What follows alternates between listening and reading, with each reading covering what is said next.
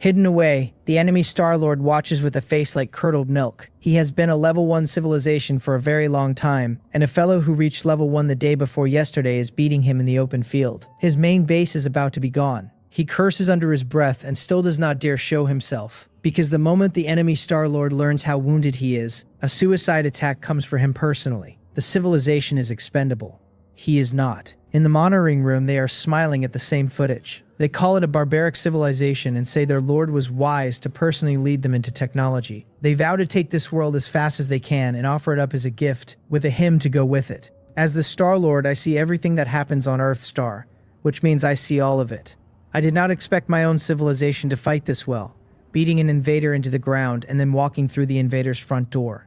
Developing technology was the right call, and once technology rises, an ordinary civilization is not an easy thing to contend with. All of it rides on that double S grade card though. Without it, a technology civilization would still be crawling, and once a civilization war opened, mine would have been the one getting slaughtered. So I stay out of sight and keep watching, because I want to see what the Star-Lord behind them does when the wall comes down.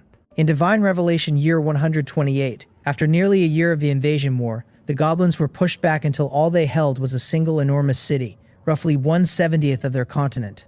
Every divine-level magic powerhouse and tens of thousands of super-level ones had gathered inside its walls. Goblins died there daily and were replaced daily, since a young goblin becomes a fighting adult in 1 year. Their Star-Lord apparently holds a talent that raises goblin intelligence, which is why a race that ugly masters magic that fast. Against those walls, even a tireless mechanical army made no quick progress. In Divine Revelation year 129, since the alien geography made it impossible to aim most weapons at that city from home, nuclear weapons began shipping through the gates in bulk.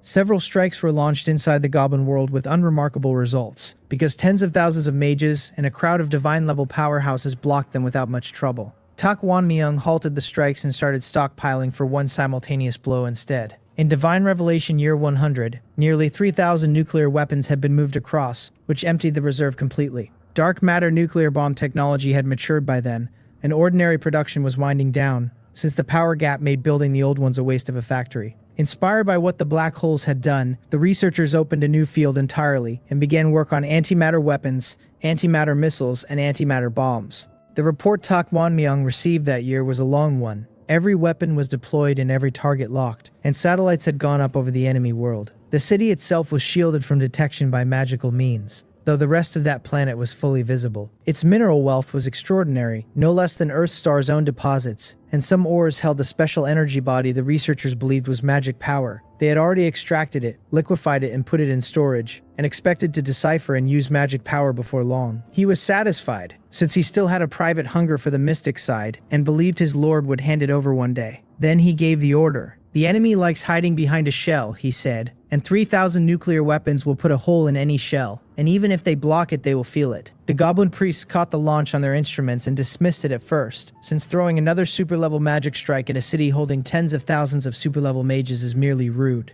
Then somebody counted, and the count came back over 3,000, and the tone in that room changed completely. Every super-level mage was ordered up at once. They steadied themselves, because tens of thousands of mages and a body of divine-level priests should be enough for anything. The mages chanted their defenses, and the flaw showed immediately, since no single caster's power covers a city that size. A few detonations they could have ridden out, and this was thousands. The explosions ran without a gap, and the whole planet trembled with them. Tens of thousands of super-level mages vomited blood 3 feet high off the backlash, and asked each other how this was possible. Even flat on the ground, they fought to keep the barrier standing, because if it dropped, hundreds of millions of their people died in the same second. The priests stopped hesitating and released divine-level magic one after another. One of them called on the Guardian of the Scarlet Flames to heed them and fulfill the contract, and a wall of fire wrapped the whole city in blazing light. More Guardian spells followed, and under that cover, the super-level mages caught their breath. Outside, the weapons kept falling. Houses came down in whole blocks, and the wailing did not stop. Tak Wanmyung watched every second of it and found it too spectacular to look away from. He admitted to himself that he was looking forward to tens of thousands of dark matter nuclear bombs going off at once, which he expected would be beautiful. One of his officers noted that the enemy appeared to have withstood the baptism after all. They sighed over how genuinely useful that kind of magic was, and there was envy in it. He told them not to envy barbarians, because his lord had promised that if they captured the enemy world, they would be granted the chance at eternal life. Someone asked whether that was really true, and the room lit up. Then his eyes went cold, and he asked whether the man was questioning his lord's word. The man folded instantly, blaming his own impudence in a moment of joy, insisting that their lord is divine and that mere longevity is a trivial corner of his power. Tak Wan Myung told him not to let it happen again, since their lord does not stoop to deceiving anyone, and that longevity is only the first step for men who hand him a world. Then he gave them 10 years to take that city. I did promise him that. Hearing it come back out of his mouth with that much certainty, 4 years later, is still an unnerving experience. In Divine Revelation year 131, the human race achieved a major breakthrough in the antimatter field and manufactured the first small antimatter firearms, which went straight onto the Mecha Legion. The results were immediate and the goblin casualties were heavy, and the new weapon put fear into a race that had stopped being afraid of nuclear fire. The goblins had made real progress in magic across those years, but nothing they did could match what the human race did with technology in the same span. The two civilizations were no longer evolving at anything like the same speed, and the goblin leadership understood exactly what that arithmetic ended in. They stopped cowering in the city and organized a counterattack. In Divine Revelation year 132, millions of goblin marauders came out at the head of the elites. Their bodies were built so heavily that ordinary missiles could not leave a mark on them. The smallest stood 20 to 30 meters and the tallest close to 70, and they crushed the Mecha Legion under sheer mass. Only antimatter weapons threatened them at all, and the human race did not have many yet, so for the first time in the war the human race gave ground step by step. The marauders roared at the sky and called it a victory. In Divine Revelation year 135, after years of being pushed backward by those things, technology exploded again and produced the answer. The Mecha army was built to a specification set by the largest marauder, which meant the smallest of them stood 100 meters tall. They carried antimatter laser swords, antimatter engines, antimatter missiles, and antimatter rays. Production capacity had risen far enough that enormous machines came off the lines day and night, and Earthstar's own resources were stripped hard to feed it. Nobody objected to the stripping, because everything in the goblin world would be theirs soon enough. In Divine Revelation year 138, 3 years of that had produced several million mecha, enough to stand level with the marauders in raw numbers. The counterattack began, and it was the first time the human race officially sent its own soldiers into the war. Every mecha needs a pilot inside it, and the army had spent years learning to fly them. 100-meter machines walked through the world gate one after another. By then, the goblins had almost reclaimed everything they had lost, and the whole tribe was living inside the pleasure of winning. Reports came back legion by legion, 10,000 mecha to a legion, and hundreds of legions standing spread across the goblin wilderness, waiting on the word. Tak Wan Myan gave it. He called them children and told them the hunting time had arrived. Then he sang at them, telling them to dedicate their passion to their god and abandon life and death and every feeling they had. They were to become their lord's sharp sword, crush every thorn in the road forward, and join the glorious evolution. The answer came back at him in one enormous voice. The machines came online together and covered the sky. Everything the goblins had reclaimed took a devastating blow inside the first hour, and the wailing was everywhere again. They threw the marauders forward, because the marauders had worked before the human race would have retreated. Now the tallest marauder on that field was a child standing next to a 100-meter mecha. The antimatter lasers came up and swept, and those proud bodies turned out to be as brittle as tofu under them, punched straight through and then erased outright by a handful of missiles. Tens of thousands died in a short time while the rest stood trying to understand what had happened. They wanted to run, and their priests had already issued a death order to hold the line, so they roared and charged instead. They took the strafing on flesh and blood and only reached the Mecha Legion after hundreds of thousands of them were gone. At that range, the Mecha put their antimatter weapons away rather than catch their own comrades in the sweep.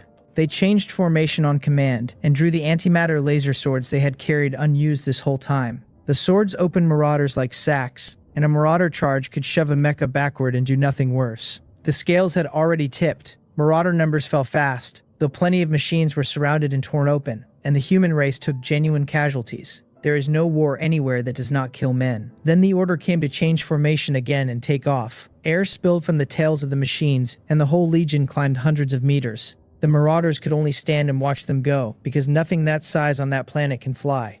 Antimatter missiles came down on them in a rain, and they scattered with their heads in their hands, and no answer at all. In Divine Revelation year 139, after a year of counterattack, the goblin army was driven back inside that huge city again, and confusion and fear ran through the whole civilization. The marauders they had been so proud of had numbered in the millions, and now there were a little over 100,000 of them left alive. In Divine Revelation year 140, after another year of failing to crack the city, the human race throttled its attacks back deliberately. War is not only fighting, war is the plunder of resources. And they now held over 90% of the land in that world, so they began working it. Wealth flowed back through the gates to Earthstar in a continuous stream, and Earthstar's own development entered another period of explosive growth on the back of it. In Divine Revelation year 142, the goblins counterattacked once more and were put down without ceremony by the Mecha Legion. In Divine Revelation year 143, the antimatter field broke open again, and the antimatter nuclear bomb was finished, with a yield no smaller than the energy released when a small black hole annihilates. One of them would have erased the city and everything in it. The human race did not dare use it, because the planet under that city could not survive the chain reaction and would come apart, and that planet was already listed as their own territory. Detonation went on the shelf, and the research moved to other fields. In Divine Revelation year 145, the goblin population collapsed outright, with deaths outrunning births by dozens of times under deliberate suppression and slaughter. They were no longer a threat to anything. The only piece worth worrying about was the god of creation standing behind them. Years of satellite coverage had never once caught a trace of him, so Tak Wanmyong stayed at full alert and waited for the other side to come out on its own. In Divine Revelation year 150, technology exploded again, and the goblin civilization lost the last of its hope of winning. The human race did not slaughter them for it. They used the city itself as a pen, sealed them inside it, and took goblins out one at a time for experimental study. The resistance was crushed with iron methods every time, and the goblins screamed and begged their gods to come and save them. Their god of creation stayed in the dark and let them scream. He had already given up on this plunder war, and his civilization was going to be destroyed no matter what he did, so he cannot find a single reason worth showing his face for. He needs 100 years of staying alive and nothing else. Once the plunder war closes and he is still breathing, a Star-Lord can always build another civilization out of nothing. I have not caught sight of him once in all these years, which does not mean he is not down there. In Divine Revelation year 160, after 10 years of experiments and dissections, the human race achieved a major breakthrough in magic power conversion. The report came in delighted. They had worked out the process of converting the magic power inside a goblin body, and then how to use that magic power to raise the vitality of human cells, which extends a human life.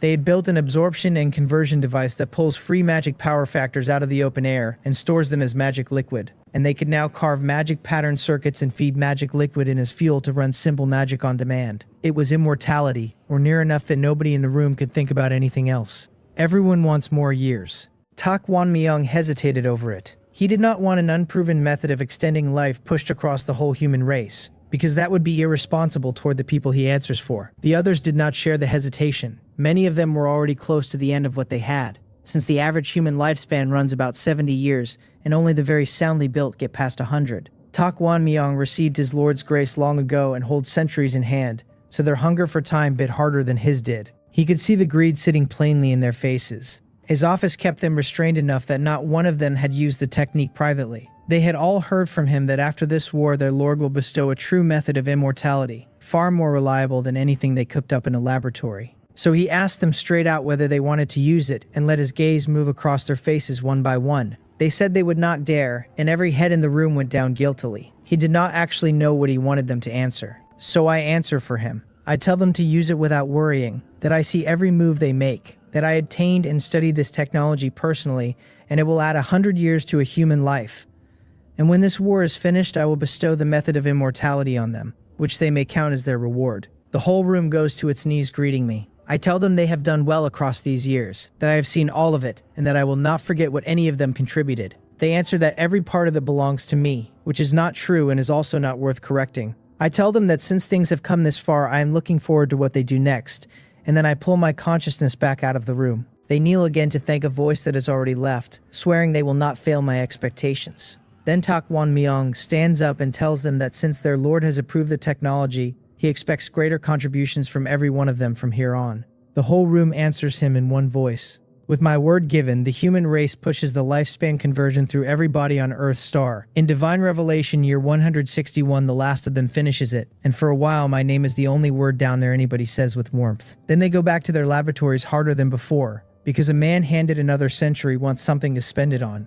Magic research is still crawling, so the microscopic end of technology is where they throw their weight. Divine Revelation year 170. The human race cracked the micro-level open and found goblin magic was never mystical, only a rearrangement of magic power factors in the air by incantation, a shove from disorder into order. Each type of magic held its own arrangement, and each caster bent that arrangement his own way, so no two produced the same effect. The possible arrangements outran even their strongest artificial intelligence, so they abandoned brute enumeration and recorded only the arrangements behind the powerful spells. Then somebody asked the better question, whether technology could lock every magic power factor in the air and leave a magic user nothing to arrange. They cannot build it at their current level, but the direction holds and every year walks them nearer. I like that idea more than any spell in the catalog.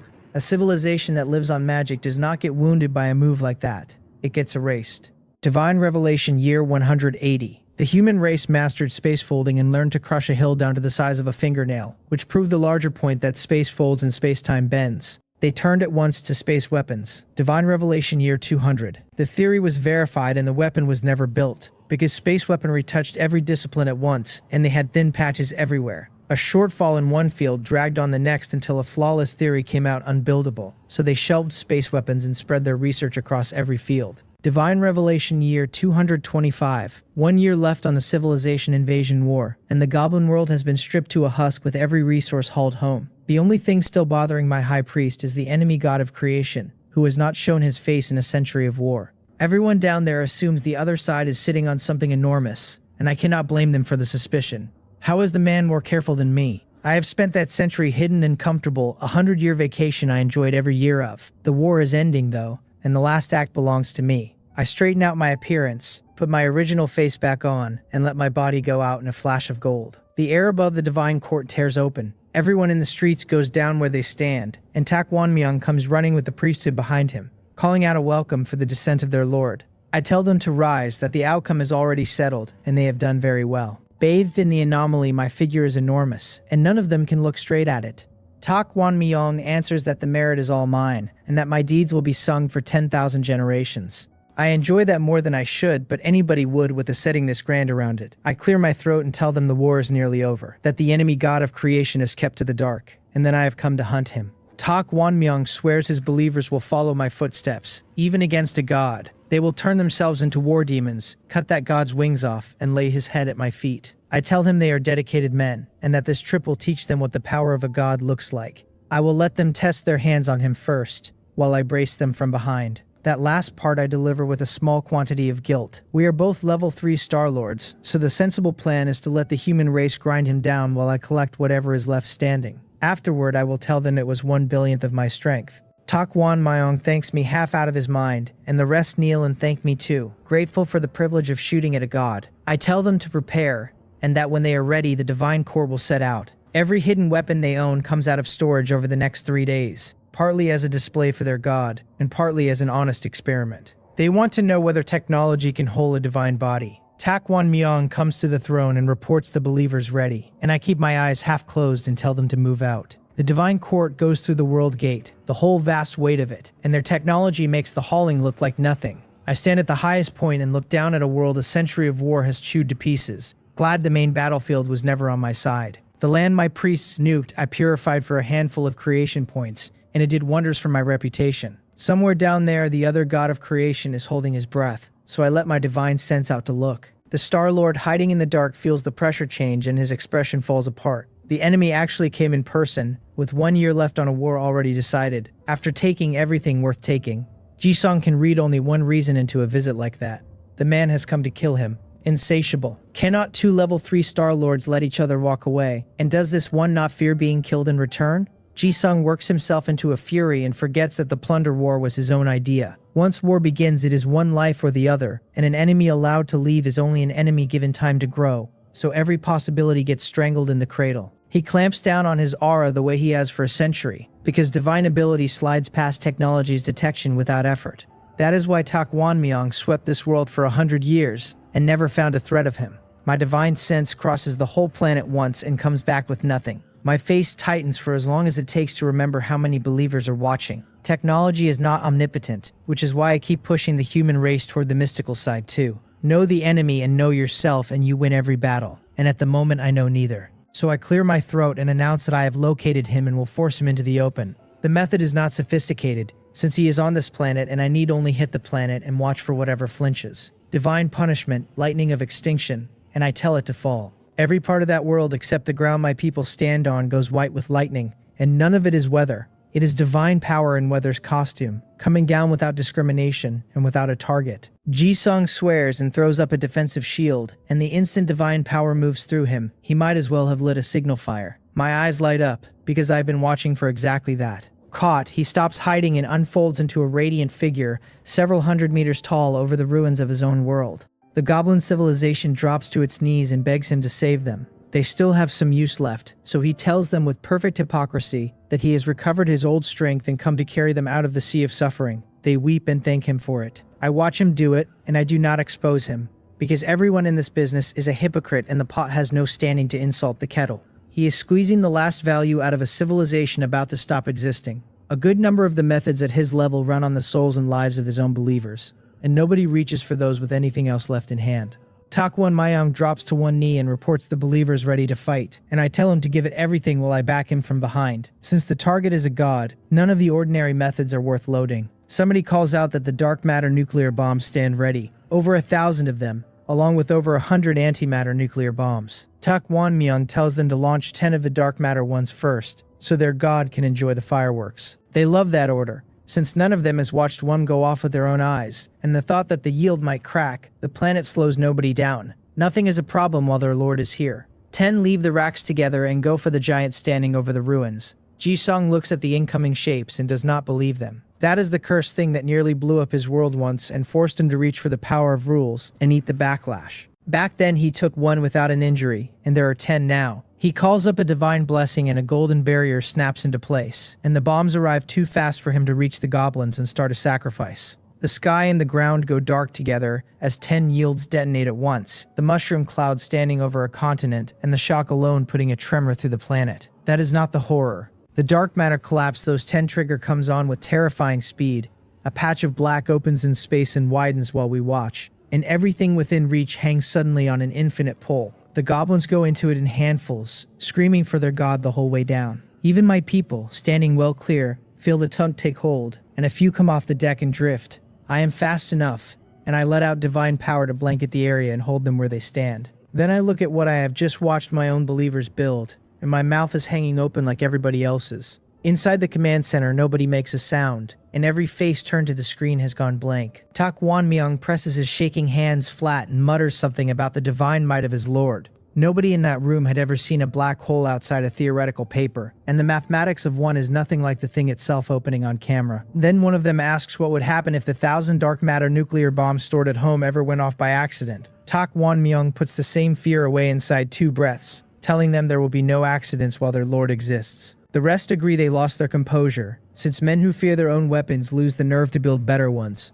though they will tighten supervision anyway. On the surveillance feed, the miniature black hole finishes forming, and the god beside it decides he would rather be anywhere else. I do not permit it. Every time he pushes divine power into breaking the gravity, I reach across and make the attempt come to nothing. He curses me at the top of his lungs with no concern for his dignity. My mouth curves because the black hole is nowhere near me and there is nothing he can do about it. The rage does not help, so Ji-sung makes himself think. The black hole is stable for now, and his divine body can hold against the pull without being drawn into a string of particles. The thing is unstable by nature though, and when it collapses that energy will tear real damage into him. The man watching from a comfortable distance would finish the job on the same breath. Death is the only ending on that road, so if he cannot leave easy, none of them will. His face goes over into something close to madness. He calls on every believer left alive to give up their lives at his command, promising to lead their souls into the eternal divine kingdom. Plenty of the goblins do not believe a word, but facing certain death anyway, they will gamble that their god is telling the truth this once. So the forbidden magic goes up, life force pouring out,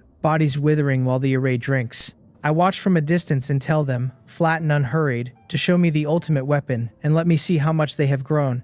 Takwon Myung takes the divine oracle for what it is and orders an antimatter nuclear bomb prepared, then tells them to launch one and test the water.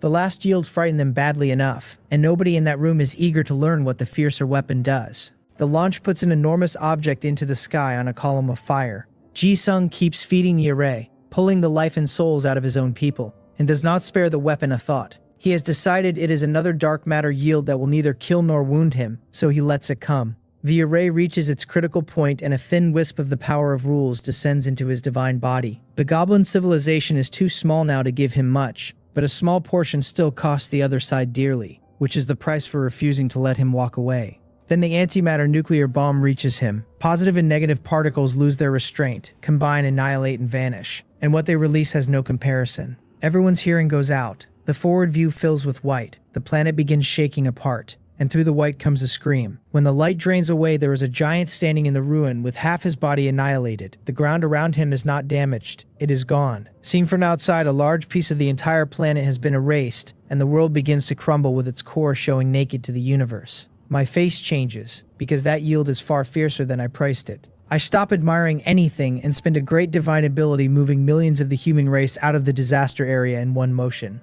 Tak Wan Myong and the others are still inside the blast. Senses shuttered, brains frozen in place. I tell them to wake, and my voice goes through their souls hard enough that they come back and find themselves looking at Earthstar instead of a dying planet. I tell them to wait while I finish this, and I am back through the gate before anyone can answer. Behind me, they call out that they await their lord's triumphant return. The planet is collapsing when I come back into that sky, and it will not be long before it joins the dust of the universe.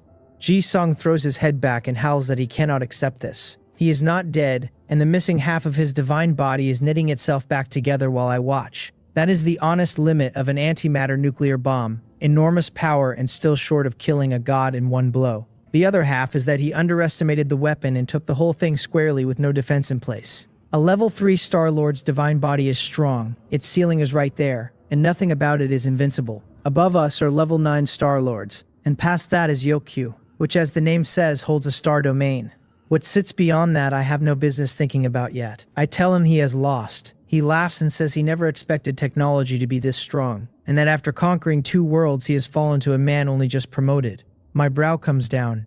2 worlds conquered means 2 opponents besides me, so a civilization at level 1 can turn around and launch plunder wars on others. He grins and tells me there is a great deal I want to ask, and that he will not be telling me any of it. Boring. I swallow the irritation, since I will work it out myself. And I kill him. A chime lands in my skull before the body is finished coming apart. The system reports that the target possessed a talent and asks whether I want to plunder it. I ask whether talents are on the menu now too, and it tells me that naturally all things in the world can be plundered. He does not say the rest of it aloud, which is that the only reason anything ever stays out of reach is that his own rank is not yet high enough to take it. Nobody turns down a free talent. I tell it to plunder, and the chime comes back congratulating me on a successful plunder and on the A-grade talent called Magic System. An A-grade pickup for the price of a corpse I was making anyway is a good afternoon. Then the second chime arrives, the one I have learned to wait for. The A-grade talent Magic System takes a 10-fold amplification and evolves into the S-grade talent Magic Way. Magic Way gives a Star-Lord the cultivation method for the entire Magic System, and it keeps advancing alongside his own magic cultivation all the way to triple S-grade. I read it twice. Calling that an S-grade talent is a joke, since anything that climbs to triple S-grade on its own is a triple S-grade talent wearing a modest label. Afterward, I crush what is left of his divine body into a mountain of creation points and pull them into myself. A level 3 Star-Lord carries a serious balance, and this one had already plundered 2 worlds down to the floorboards. The fireworks from a planet coming apart really are magnificent. I watch a while, then go back through the world gate, where Tak Wan Myong is already bringing people out to congratulate their lord. I tell him his performance was good, and that after some preparations I will bestow the Way of Longevity on them. Before today, the plan was to gamble system points on a draw. With Magic Way in my panel, I have a floor under me, since a worthless draw just means handing the human race the magic system instead. They kneel and thank me, and I tell them to keep performing and I will not mistreat them. For a while I sort through what I have taken while the human race rebuilds a homeland a century of war left ugly. Old buildings come down and better ones go up in their places. The last year runs out and the civilization war is over. My figure leaves Earthstar and returns to the outside world. A trace of the rules descends beside me in that cold clerical voice, congratulating the Star-Lord on passing the civilization assessment and announcing an evaluation. It calls the civilization invasion difficulty SS, the civilization promotion rate excellent. For the civilization invasion battle, it notes the opposing civilization eliminated and grades it SS, then adds that the calamity overlay raised the difficulty, so the score rises with it. Overall score, SS. Then it congratulates the Star-Lord on massive creation points and on 1 chance to draw a SS grade talent. I listen to that string of results close to giddy, because a SS grade talent draw sits on top of an already enormous harvest. I tell it to draw the talent. The voice congratulates the host on obtaining the SS grade talent Way of Technology, and that alone would have made the century worth it. Watching all of it from wherever he watches from, he does not hesitate even a breath before firing a function. The chime hits. The triple S grade talent way of technology triggers a tenfold amplification and evolves into the divine grade talent grand way of technology. The way opens in front of me, and I go into enlightenment with no warning. My soul crosses the universe and watches it explode outward, be born, expand, and fall back into a single point. A road toward the mysteries of the universe unrolls under my feet, and when I come back, the only sound I can make is a hiss of breath. With the grand way of technology in hand, who needs magic way? The gap between those two is not a step but a staircase. The way of technology was already a top-shelf triple S grade talent, and a tenfold amplification only just pushed it against the bottom edge of divine grade. What it gives me is a direction and not a gift, since everything along that road I still have to walk myself. I doubt anybody woke with a divine grade talent when the world mutated, since 8 billion people rolling the dice would have turned up triple S at best. The rules speak once more, telling me that since the Star-Lord has survived the civilization plunder battle and obtained the qualification for plunder battles, he may explore on his own. Then that power leaves and does not come back, and the shape it leaves behind is simple. The plunder battle was a qualification test, and passing it makes you a plunderer. Failing it means you are dead and everything you built resets to zero. Survival of the fittest, and the strong get stronger while the weak get weaker. I would still be scratching at the dirt in this corner of nowhere if the system had never bound to me. By the time I dragged a level 1 civilization out of that rock, some civilization developing for ages would have come through a gate and ended me. The system interrupts the mood with a chime and congratulates the host on completing the mission, reporting the civilization survival rate at 100%. The reward is 1 million system points and a golden draw chance. Generous and still slightly flat, because after a divine grade talent, a golden draw is dessert after a very large meal. I pull up the panel and read it through. It gives the host as Gang BM and the level as level 3 Star Lord, with the bound planet listed as Earth Star, a level 3 planet. The talents run Rich Star at A grade, Civilization Evolution at A grade, Greed at S grade, and Divine Advent at S grade. After those come Good Weather at A grade, Magic Way at S grade and Promotable, and the Grand Way of Technology at Divine grade. The subordinate civilization is the human race, currently undergoing technological explosion, and the civilization level reads 1.5. The system functions are plunder, all things amplification at tenfold, and alternate world summoning, with system points at 1 million. And then as always, the system evaluation, which informs me that I remain the worst host it has ever carried, and requests that I become stronger as soon as possible. 3 S-grade talents and 1 divine grade. Small meat is still meat, and I do not pass on free improvements. The system points I will hold for an emergency, or stack until I have 10 million and can afford a diamond draw. I tell it to use the golden draw, whose ceiling is S-grade, and it congratulates me on obtaining the S-grade item known as a planet promotion card. Then the chime. The S-grade item planet promotion card triggers a tenfold amplification and evolves into the S+ grade item planet promotion card. The names are identical and the effect is not. The S-grade card could push a subordinate planet to level 5, and this one reaches level 7, 2 full levels higher. The human race has already hit resource limits, because they plundered a mountain out of the goblin world, and that was only a level 3 world too. A species in the middle of a technological explosion eats faster than one world can feed it. The numbers on the card are absurd. A level 7 planet has a radius 100 times a level 3 planet's, which as clean spheres gives a volume 1 million times larger. For scale, the sun's diameter is about 109 times Earth's, and its volume about 1.3 million times Earth's, and a level 3 planet is already far larger than Earth. So when this finishes, Earth Star will be bigger than the sun by volume. That is not a planet anymore, and by size alone my rock joins the ranks of the stars, which is not how stars are defined, but I am taking the win. I do not hesitate with the card. First I reach for the statue on Earth Star and hand down a God-given, telling them not to panic. Their own resources have become the obstacle in front of them, so I am preparing a great divine ability to evolve the world itself, and they should brace for enormous changes. They kneel and thank me and swear their descendants will praise it, and not one of them wonders whether upgrading a planet is a reliable procedure. In their hearts the Lord is great, the words of the Lord are truth, and the methods of the Lord are omnipotent. I would draw my consciousness and use the card, naming the S+ grade item and giving Earth Star as the target. It reports the use successful, then tells me the metamorphosis will take 1 year and leave Earth Star a level 7 world. The planet shudders and starts growing at a rate the naked eye can follow. The people on it feel it worst, because the land itself is stretching, and 2 men standing shoulder to shoulder end up dozens of meters apart in a blink. It alarms everybody, and it would have been worse without the warning, since they would have read this as the end of the world, instead of their God helping them along. The senior officials exclaim that the Lord's methods truly are miraculous. Tak Wanmyong tells them calmly that following the Lord grants eternal life, and that his greatness is not something mortals can measure. Outside the window, whole streets of new housing fold up and come down, and nobody holds it against me, since rebuilding costs a few years and nothing they will miss. Tak Wan Myung orders the Sky City activated, and every human moved onto it until the changes finish. They planned that city long ago, once they realized the lifespan extension would drop the death rate through the floor and send births through the ceiling. A second habitat above the clouds was how they meant to keep from running out of ground, and they did not expect to need it this soon. From up there, they watch the land spreading beneath them and feel their own weight increasing. One of the officials brings the worry into the open. By their calculations, if the world's volume grows 100-fold, the gravity alone will make it hard to draw breath, and nobody knows how large their lord intends to make it. Tak Wan Myung frowns because I never told him either, and he does not treat the question as a small matter. He walks into the divine court at the center of the Sky City, kneels in front of the statue, and prays without a sound.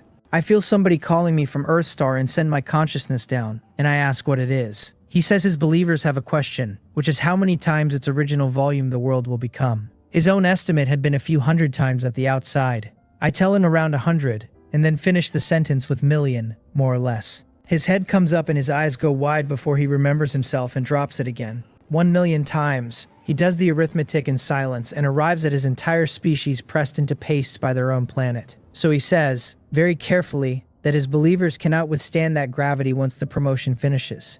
I say nothing for a moment, and the air between us goes quiet. Then I cough and tell him I naturally considered this, that I will shortly impart a great way of longevity, and that there is no cause for panic. He tells me the Lord is wise and his believers presumptuous, and I can hear him breathing out. Then I stand there in the outside world with cold sweat on my back. If that man had not thought to ask, my civilization would not have been destroyed by another Star-Lord. It would have been killed by me, which would have been embarrassing. The metamorphosis takes 1 year, and by the time I noticed there would have been no time left for anybody down there to strengthen themselves. So I descend again and personally teach the human race the grand way of technology. Inside it is a cultivation method built for creatures shaped exactly like them, the genetic cultivation method. It carries the human body toward genetic transcendence, breaking one gene lock after another, cutting out inferior genes and mutating high-quality ones in their place. Then it drives the evolution of the cells themselves, and the whole body is remade and walks free of limits it was born inside. Taken to the extreme, human flesh comes out no weaker than a divine body. Flesh and blood are weak, and genes ascend. It is a God-making project. Every one of them can walk, and once their technology matures, the genes can even be bound to machines. The method spreads and the entire species goes into a cultivation frenzy. They mark it a new era and call it God-given, and the first year of divine revelation becomes the past. The first year of the God-given era, every member of the human race mastered basic genetic cultivation. The higher methods were sealed inside the divine brain, the first great strong artificial intelligence database the species ever built, and each stage unlocked only at the required cultivation realm. I built a lock of my own into the method, because a technique like that leaking to another civilization would be a catastrophe. Any malicious cracking or deliberate disclosure triggers the forbidden technique inside it, genetic self-destruction. My own people would never do it, and my worry is another civilization taking a human alive and prying the method out of him by soul search. The second year of the God-given era, Earthstar finished its transformation into a level 7 planet. In the same span, every member of the human race completed their gene evolution, so their children would be born with strong genes in place. The gene work also gave them the resistance they needed against the heavier gravity. They came down out of the Sky City onto a surface so vast that a future population of 100 billion would rattle around on it. New homes went up, and the skyline rising off Earthstar looked like something out of their own science fiction. The fourth year of the God-given era, everything was running properly again, and the human race went back to pouring itself into technology. I look it over, nod, and go home to the outside world. Accelerating a handful of years now costs what accelerating hundreds used to cost, which is the price of a bigger world. Luckily, I have a talent that keeps the bill down, and a species whose development feeds creation points back at a healthy rate. With the small matters handled, the next question is how this plunder war qualification functions. 3 days go by while I read the rules, and everything underneath them is simpler than I assumed. Every so often a prompt arrives asking whether I want to enter a war. The rules track every Star-Lord in this world, and know exactly where each civilization stands. And when one triggers a leap, they test whether it deserves the promotion. A weak civilization has no reason to exist. Weak means low potential rather than low strength. And they never set a test so hard that it stops being a test and becomes an execution. Below level 1, a civilization that meets the leap rule gets a calamity, always a natural disaster rather than an artificial force. Survive it, and your civilization has been judged worth keeping. At level 1, the rules tested again, with S rank as the floor, and that test takes the form of a civilization invasion war. My difficulty was double S because my calamity stacked on the promotion assessment, and a raised difficulty means the opponent handed to you has survived several plunder wars. At plain S rank, both sides are beginners, so the gap stays narrow and both of them normally live. Survive that first war and you hold the qualification, which means every war after it is your own choice. Cruel as it sounds, for a Star-Lord whose civilization has stalled it is an opportunity. Plundering another world hands you resources you had no other road to. And when the war ends, the rules grade you and pay out, which is the part every Star-Lord wants. The crisis rides along with it, since every plunder war bets the future of a civilization. Past the level 1 test in the novice window, difficulty goes random, and the civilization you connect to might be weaker than yours or vastly stronger. Then there is the special case, which is mine, where the difficulty stacked. Anyone who took a stacked assessment on first reaching level 1 may apply for war himself, and the rules connect him to a world and open a plunder war. This is getting more interesting by the hour, because after killing that god and pocketing his talent, the thing I want most is other Star-Lords and their talents. Would I ever meet a Star-Lord with no talent at all? Do not be ridiculous. Nobody drags a civilization to level 1 with empty hands, and I should know, since I spent 156 failed runs proving it. Even if such a man exists, he dies in his first plunder war before I could meet him. So the only question is whether to develop first or open a war immediately. My civilization sits at 1.5, and there is no rush. I would rather seek victory steadily and wait for real combat power out of the gene cultivation they have barely started. Down on Earth Star, something breaks with a sound like a struck bell. Tak Wonmyung opens his clouded eyes, and while they are opening, his face is already changing, running backward out of middle age into youth. His skin goes smooth, the fog clears out of his eyes, and all that authority of his packs down tight inside a young man's body. He thanks me for my grace before he even stands. He has just broken his first gene lock, and by vitality alone he could now live several thousand years. His faith in me climbs somewhere past measuring. He turns the experience over, so that is a gene lock, and the sensation was foul, muddled chains sitting across the road ahead and refusing to move. Without his faith and without wanting to stand beside me for as long as there is a me to stand beside, he might not have pushed through that barrier. He closes his fist and a strange energy answers inside his palm. Under the gene cultivation system, he is now a first-order evolver. A voice through the door tells the high priest that the senior officials request his presence at a meeting. He answers, pushes the door open and walks out, and the man on guard nearly comes out of his skin. A young man he has never seen is leaving the high priest's private room, and he has stood at that door the whole time and watched nobody enter. He demands to know who this is, panicking on the assumption that something terrible has happened. Tak Wonmyung tells him calmly that it is him, that he has just had a breakthrough, and to take him to the meeting quickly. Then he draws out the scepter and lights it. That scepter is my work, and without my approval nobody else can make it do anything, so watching this stranger wake it settles the question. The guard apologizes, and Tak Wonmyung waves it off and tells him to lead on. On the way the man briefs him, saying much has changed during his seclusion, and that a new project needs his decision. He listens without saying anything. He has been sealed away ever since I handed down the gene law, led them in cultivation for a few years, and then left, so the changes outside are news to him. They reach the conference room and the guide bows himself out, because what happens behind that door is not for him. Tak Wonmyung pushes it open and every gaze in the room stops on a stranger until he lights the scepter again. They cough and say that so it is the high priest, and that his appearance is, well, nobody disputes the identity. He tells them the gene law their lord bestowed is genuinely powerful. He has broken only the first stage of the gene lock and already carries a lifespan of several thousand years, so his appearance returned to the peak of his youth. The room exclaims, since none of them went into seclusion the way he did, and all are some distance from their own first break. He asks what has changed and why he was called, takes the main seat, and the others hurry to serve tea. The report comes in pieces, mainly population and technology. As the gene cultivation method spread, lifespans stretched, and the birth rate exploded, helped along by a great many elderly people who came back to their younger years and promptly developed thoughts in that direction. On the research side, the space weapon failure taught them what a thin field costs, and they have since pushed every discipline forward across the board. And the reason they wanted him is a theory somebody proposed recently. He asks, what theory? The proposer explains it as the marriage of genes and technology, a self-evolving chip that binds to human genes and grows stronger as those genes transform, and the host learns. It would analyze a battlefield for its bearer, read the information inside matter, and reconstruct the past of other living things. Tak Wonmyung asks whether it is really that powerful.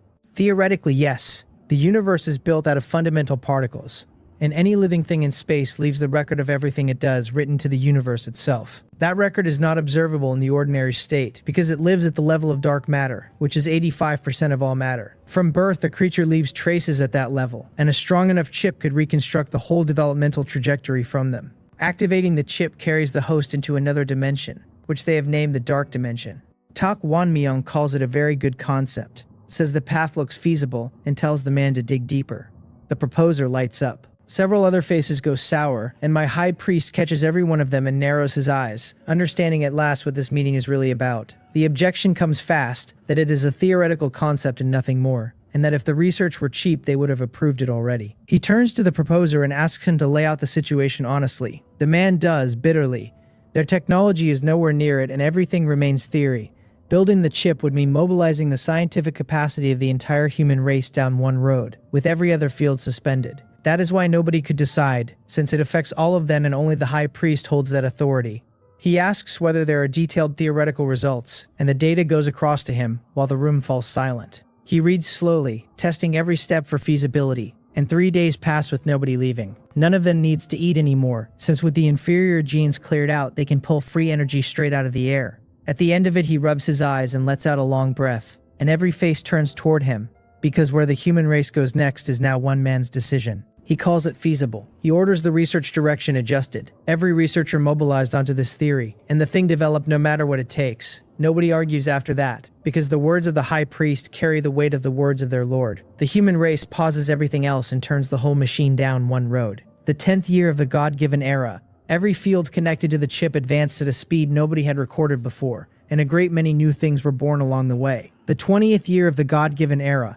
All the theory matured and the human race began actual development of the chip. The 30th year of the God-given era, the first God core was unveiled, throwing off a light that did not seem to belong to this space, hanging silent in the air while every researcher stared and Tak Won-myung watched from the side. They asked the high priest to name it. He named it the God core, calling it the crystallization of their faith in their Lord, and the room broke into praise for the name and for the man who chose it. He chuckled through all of it, because who does not enjoy flattery? He flatters me constantly, and they are all ordinary men underneath. Then they ask him to bind the first one himself. The God core evolves on its own and upgrades itself as technology advances, so there is no risk of it falling behind. The earlier a host binds it, the sooner he can carry it higher. He does not refuse. He walks forward and touches the thing floating in the air, and it breaks into fragments of light and sinks into his body. Those fragments start weaving themselves into his genes. The voice that comes up inside him is flatter and colder than mine ever was, and it does not chime so much as state. It tells him the binding has started and that it is absorbing material information and material energy. It counts the dark dimension up from 10% to 40, then reports compatibility adjusting, and after that the gene binding itself.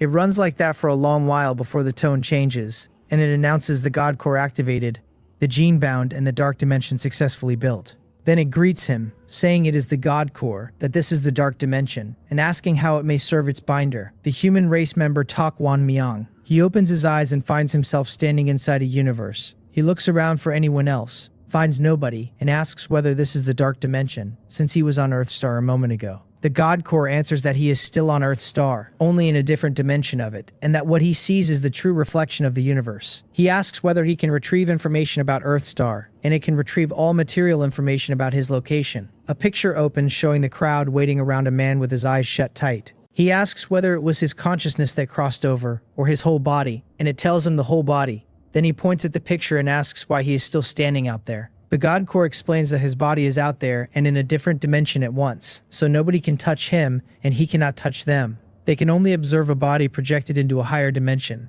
He cannot attack from here either, since the God core cannot yet strike across dimensions, and harming a creature in another dimension means entering it. He tells it to exit the dark dimension.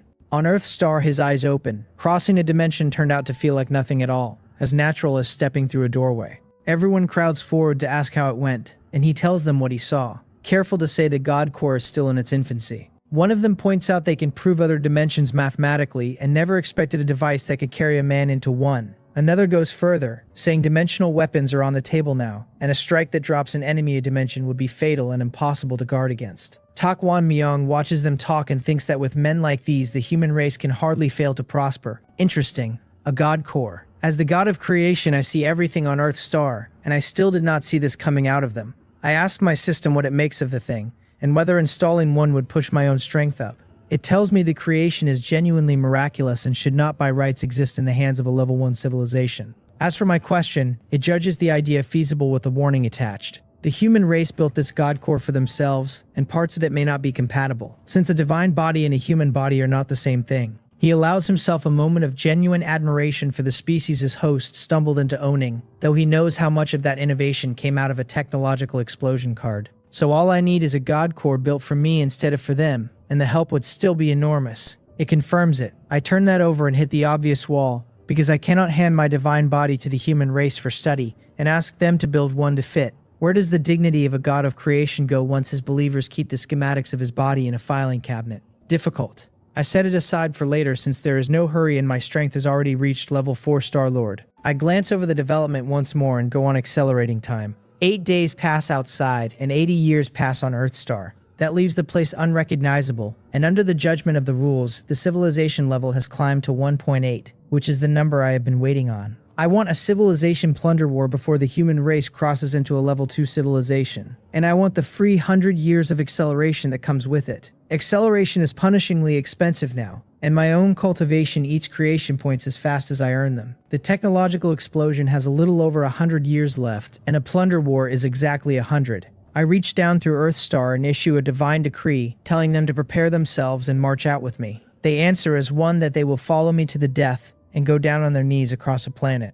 Then I turn and speak to the power of the rules of this world, and I apply for a civilization plunder war. The answer comes back in that bureaucratic register with nothing human in it. It names me by my title, prices my civilization at level 1.8, and rules me eligible on that basis. It states that the Plunder War application has been submitted, that 3 days remain until the next random matching, and that the Star-Lord is to make himself ready. Other civilizations will then be randomly matched and connected to his world, with the time flow of both synchronized. It will run 100 years inside for 1 day outside. The rules arrive fast, and leave faster and leave me holding the notice. 3 days, so the matching runs on a schedule and only applicants join the pool, which means I caught the last train out. After that I descend to Earthstar, because once a plunder war begins the Star-Lord is no longer suppressed inside his own civilization world. The rules lift the restriction for a life and death fight, and sometimes the Star-Lord himself settles the civilization war. I will not claim to be stronger than the field, but nobody would call me weak. Greed at S grade has been quietly saving me creation points, which leaves me better resourced than a great many Star-Lords.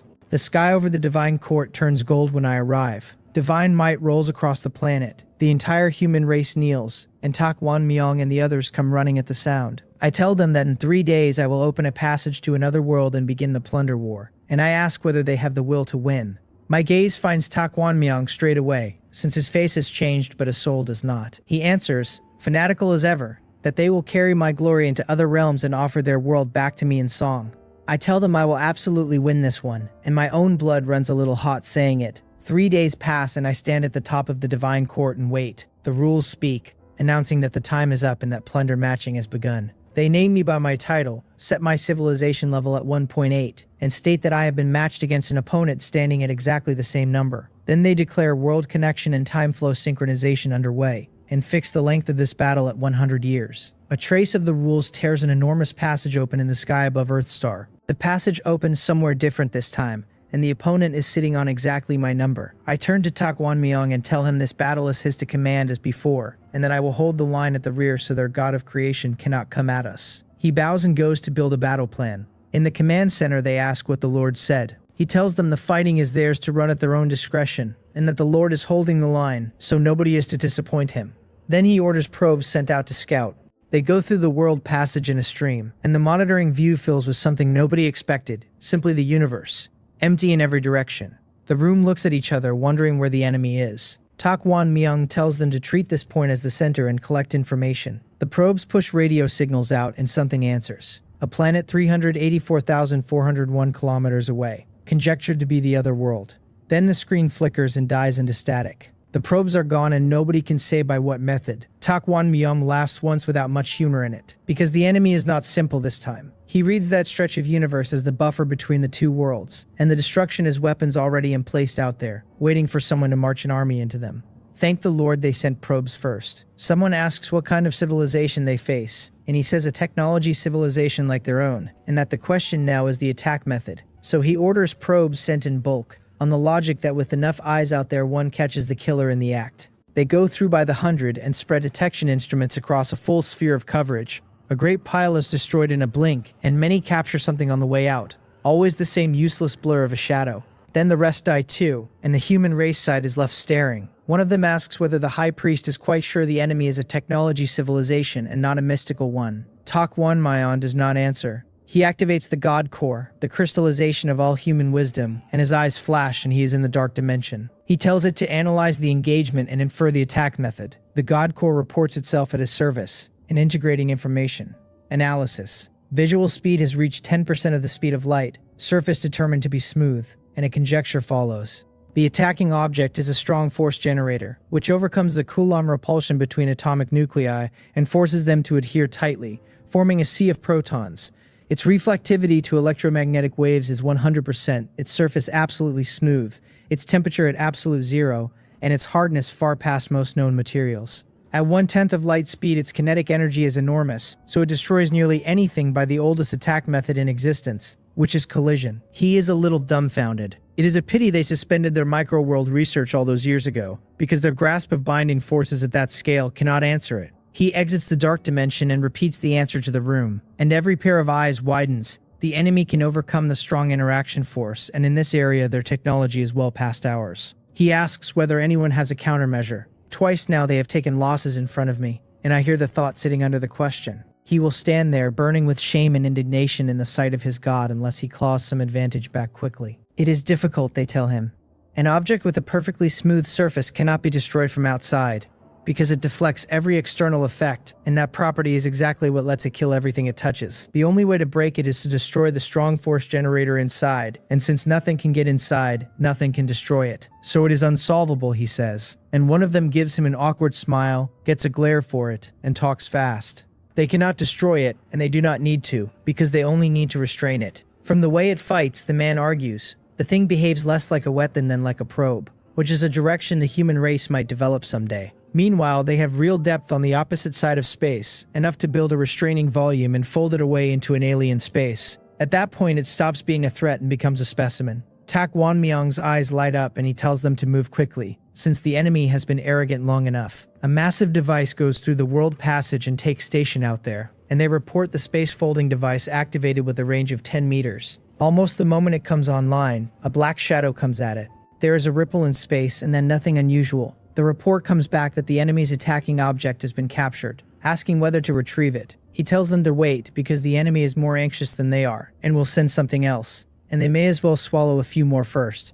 In the other world, a room full of instruments loses its cheerful mood, because the probes have gone silent. Wind that room back to the opening of the war and it was a different place. The battle had finally begun, and the joke going around was which unlucky civilization they had drawn this time.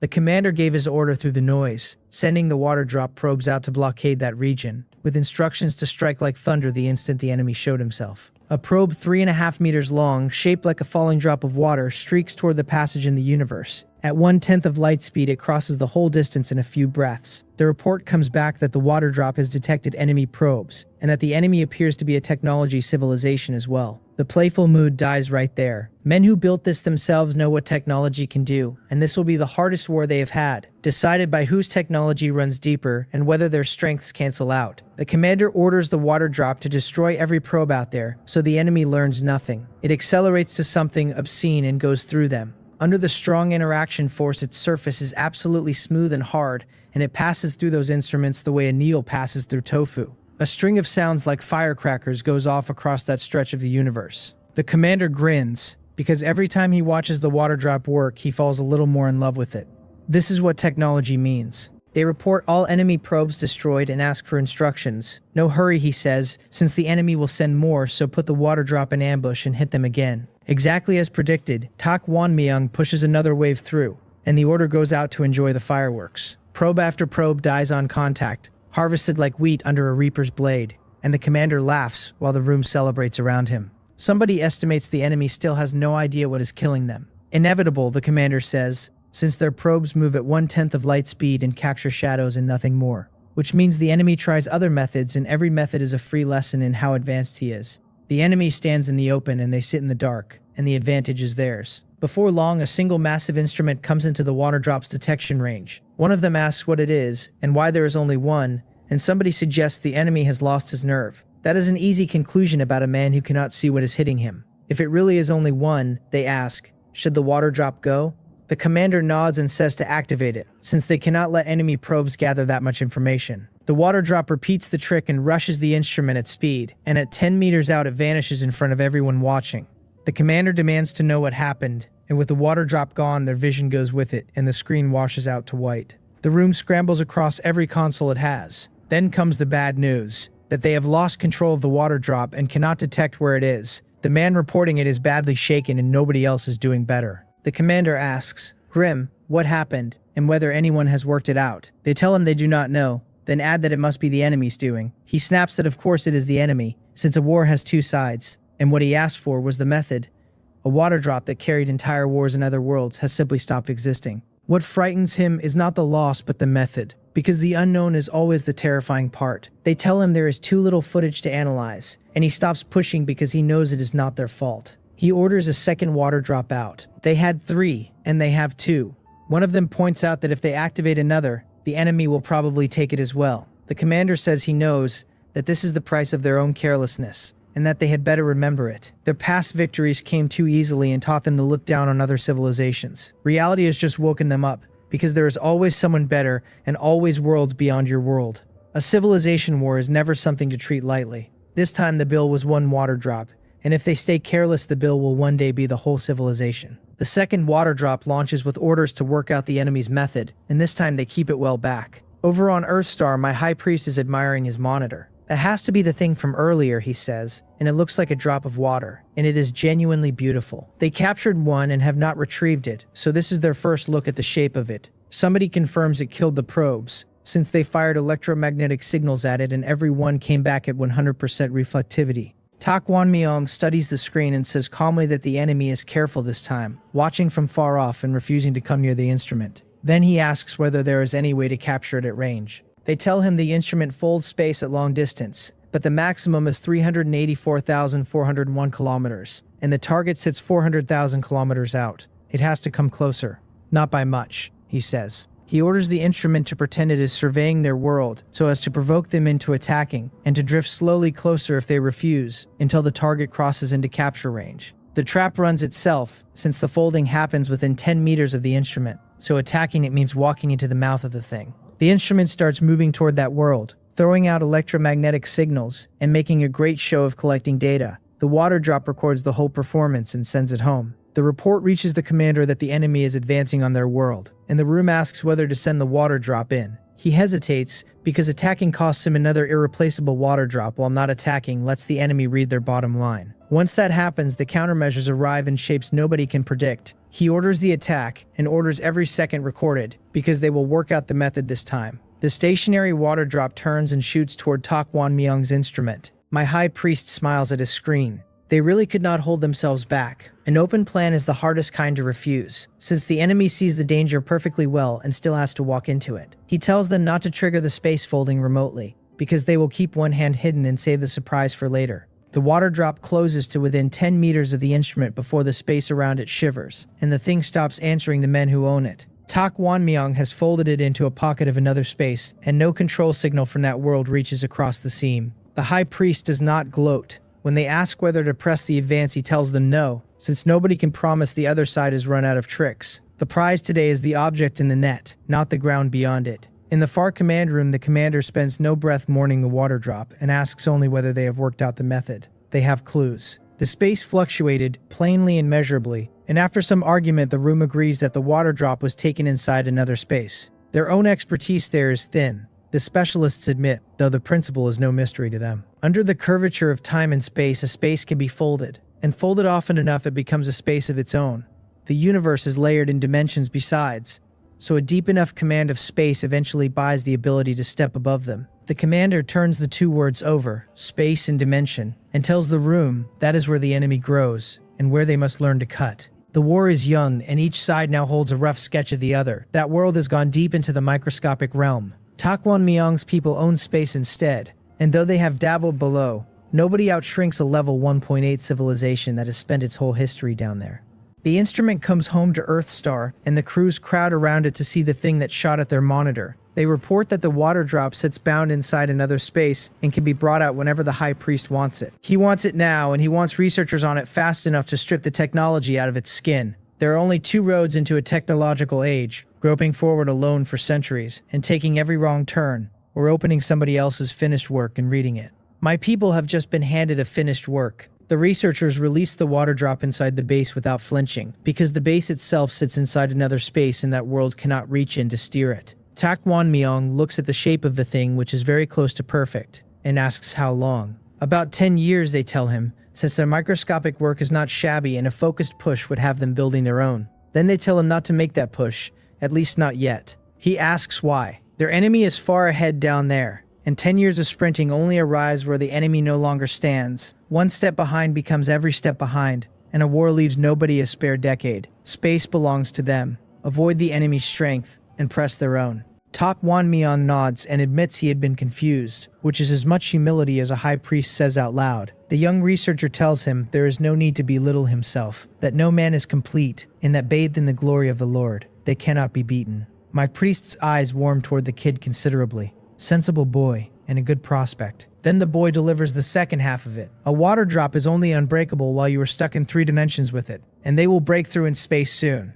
From 4 dimensions, a man walks into its interior the way a finger goes through paper. Inside, the strong interaction force generator is only a device, and a device can be switched off. Tak Wan Myung tells him he is looking forward to the performance. So the two worlds went quiet on purpose. Both sides parked enormous mecha legions out in the star space to price a sneak attack out of reach, and neither moved. A war of technology is a waiting game over who breaks a level ahead first, silent for years and then annihilating in an afternoon. In the 112th year of the God-given era, after 2 years of that silence, the human race mastered 4-dimensional space technology. The result was poor, since one man could hold the state and only briefly. The good news was that the state did everything they had imagined, because 3-dimensional matter cannot keep out anything standing above it. Under the eyes of the whole research corps, that one man stepped inside the water drop. He shut down the strong interaction force device and left a heap of scrap where the perfect shape had been. Tak Wan Myung ordered the generator studied at once, and a device already lying in pieces does not take long to read. In the 117th year of the God-given era, the far world stopped being able to sit still and pushed a mechanical army through to probe. My officers ask whether this is the war starting. Tak Wan Myung tells them it is a poke with a stick, an attempt to price their weapons work using obsolete machines. Leaving it unanswered prices it for them anyway, so he sends machines of his own, and he sounds a little wistful giving the order. Technology moved too fast for sentiment. The mecha he was once proud of are children's playhouses in this era, and the whole fleet has been gathering dust underground, so he may as well put the junk to work. They lift off one after another until millions of them hang in the dark. Once every mecha needed a human being strapped inside it, and now the strong artificial intelligence flies all of them at once and holds formation without a pilot. The two mechanical armies close, and the void turns into a fireworks display, laser rain crossing electromagnetic bombardment. Tak Wan Myung watches it burn with his eyes narrowed, and so does the man on the far side. Neither of them is here for the machines. The first reports come back within the hour. Most of the enemy machines carry laser weapons and electromagnetic weapons, which makes sense. The microscopic realm is their whole inheritance, and this kind of gun is antique to them exactly the way it is antique to us. Tak Wan Myung asks his people what they would design next in that position. The room thinks about it and answers with 2 words: the quantum realm. They lay it out for him with a cat.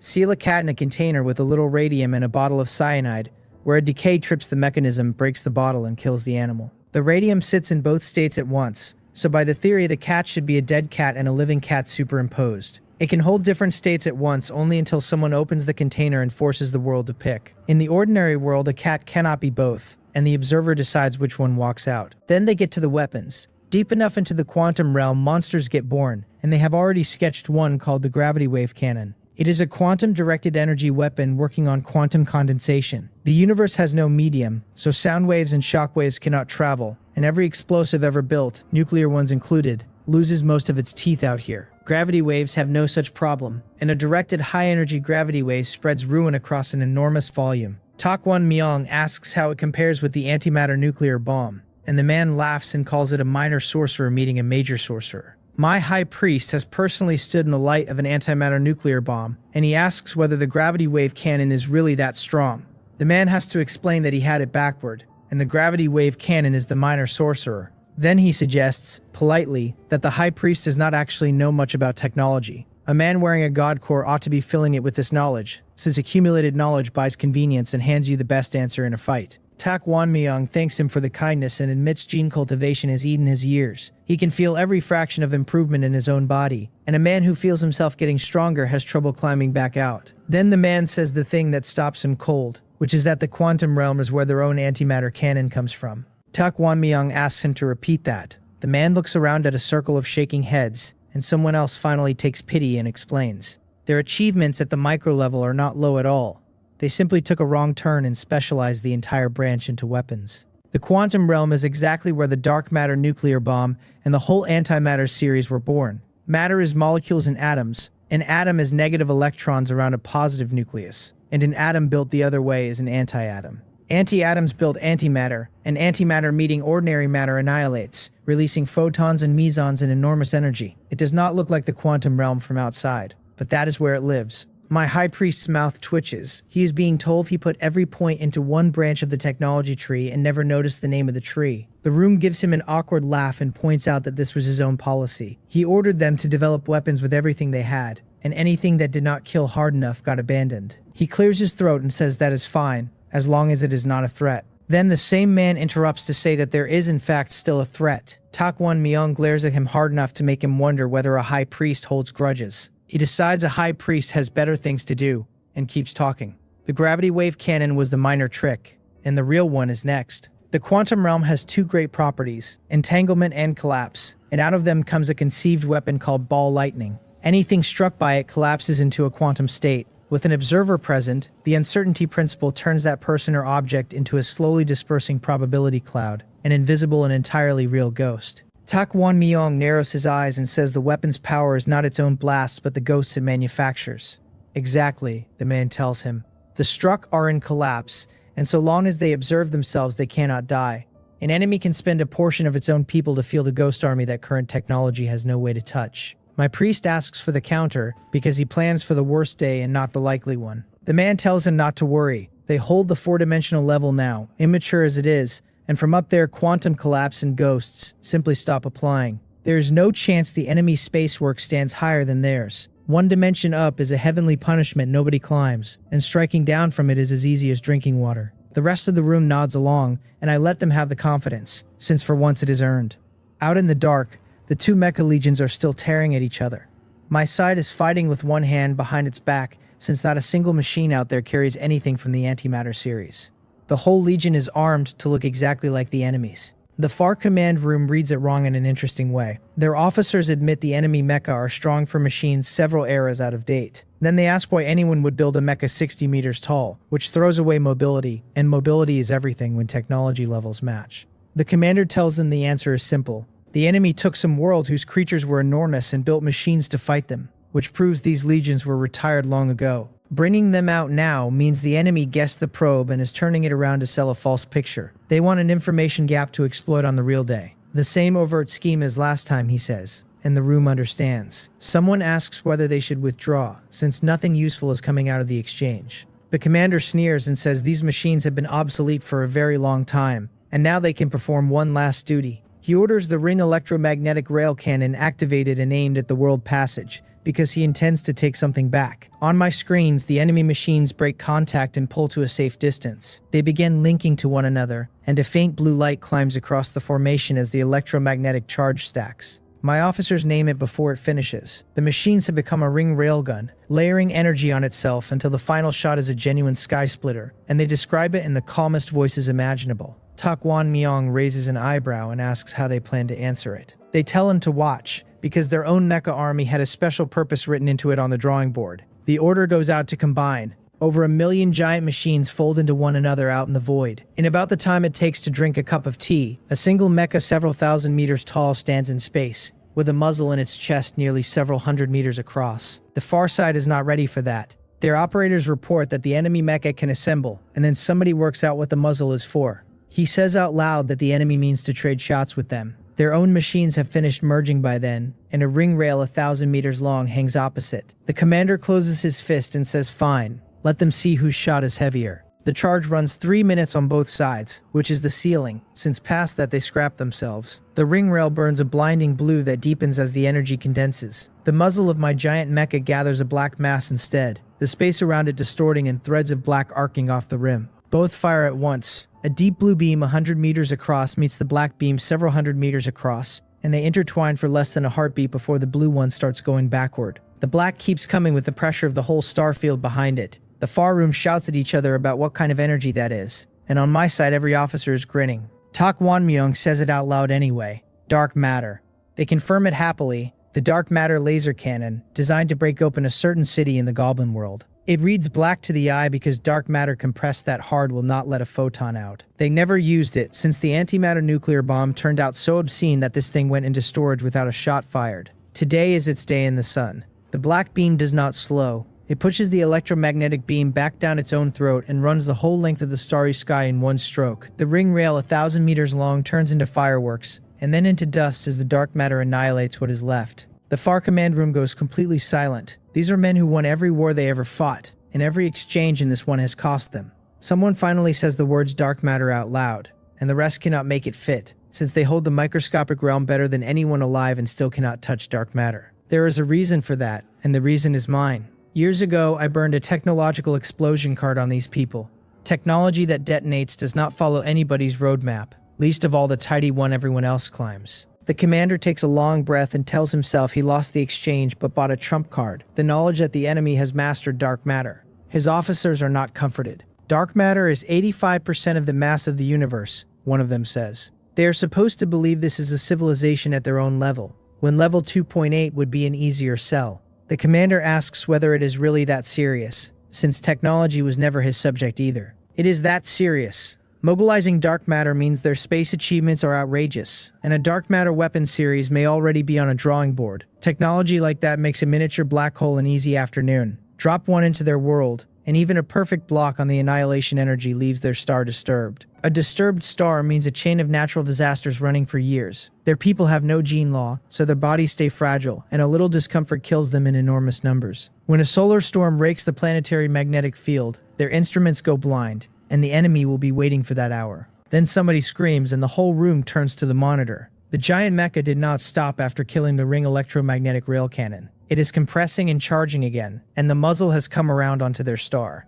The commander's face empties out. An attack on their world they could contest, but an attack on their star is the one shot they must answer no matter the cost. That is my high priest being clever. Saving yourself is always simpler than saving somebody else, and pulling the ground out from under a man leaves them nothing to argue with. Lose the star, and their resources are finished. 100 years from now, they still would not be qualified to stand across from us. My officers tell him the move is brilliant, and that the enemy must be furious. He grins and says the scheme is out in the open, and the enemy has no choice but to swallow it. Conspiracies are for people who need them, since an open scheme is crude and simple and works anyway. The room shivers a little at their own high priest. Out in the dark, the giant mecha keeps drinking the surrounding dark matter, black arcs snapping off it, and every heartbeat costs the far side another year of nerve. Their officers are already saying it, and there is only the one method left. The commander hesitates because showing a trump card this early is the oldest taboo there is. Then he slams the table with a face like a man biting through something, and gives the order to activate the planet destroyer cannon. He has never felt this powerless in his life. Everyone moves at once, since there is no time to intercept once the enemy shot is away, and nothing they own beats light. The charge climbs fast and out loud. 30, 40, 88, and then full,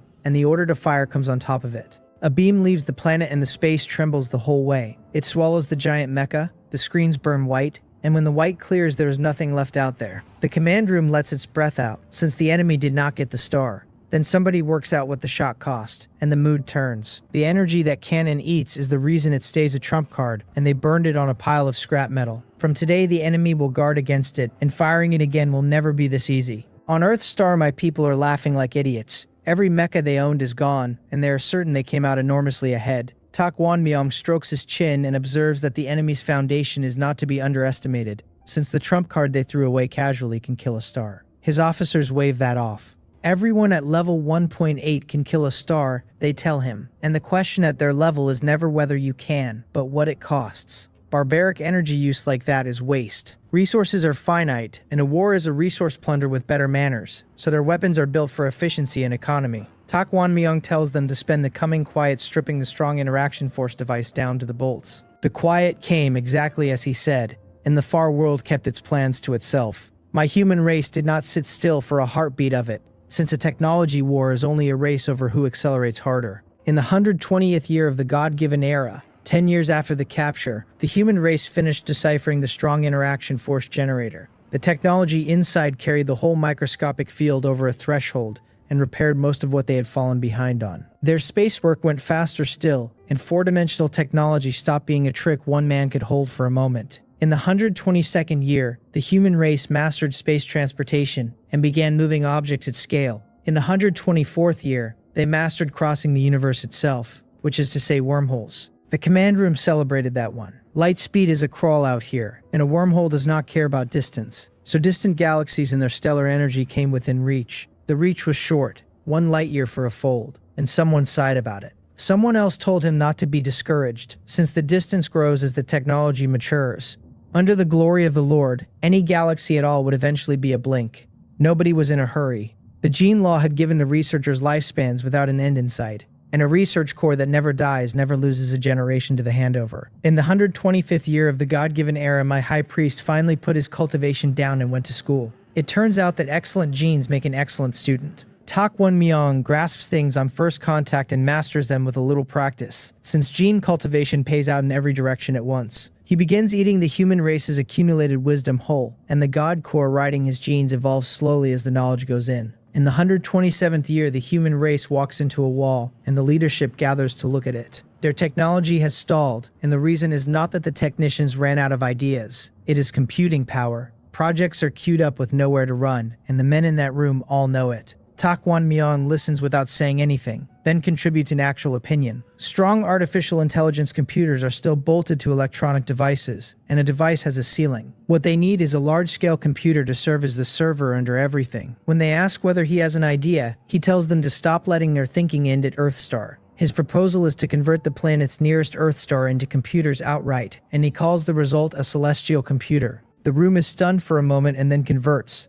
because their technology makes remodeling a planet almost easy. The idea also scales without limit. If one celestial computer runs short, they add another, until the whole planetary group around Earthstar is a server cluster. With that much computing power, there is nothing left that cannot be calculated, and stars are next if even that runs short. Somebody says brilliant. Tak Won-myung slams the table and names it the Star Creation Project, the first large-scale technology application in the history of the human race. The fleets go out through a wormhole that can now fold 2 light years. The target planet is only about 785 million kilometers from Earthstar. In the 128th year, the work is running smoothly. In the 130th year, the far world comes sniffing again and gets driven off. It keeps trying because somebody over there wants a look through the world passage badly enough to die for it. My high priest declines to indulge suicide. Dark matter is already exposed, so he simply throws a dark matter nuclear bomb at them. They resist and lose a great deal, and afterward they become extremely quiet. The commander slams his table hard enough to hurt his hand. It is a stifling thing to be the same civilization level as your enemy, and to be beaten every time you show your face. His officers ask him to calm down and take care of himself, since they have no gene law and their bodies remain fragile. Mechanical modification is available, but nobody reaches for it, because a man who does that is not sure what he is afterward. Then one of them makes the argument that saves their morale. The enemy clearly does not want to fight right now, so let both sides develop. Being unable to win today is not a life sentence, and the enemy is nursing a tiger that will eat him later. Another adds that their microscopic breakthroughs are coming faster than they have in decades, and a new technology is nearly out of the oven.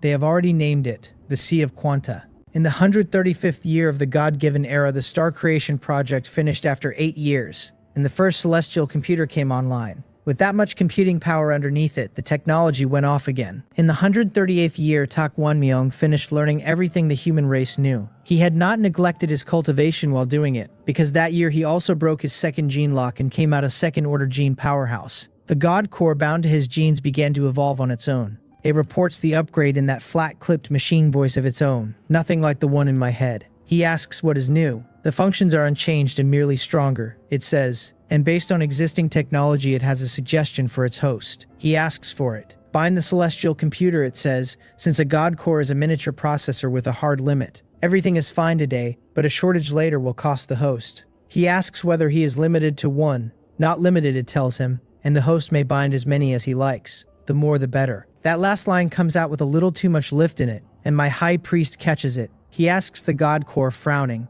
whether it has evolved emotions. The god core says nothing at all, hoping the moment passes. He tells it to answer.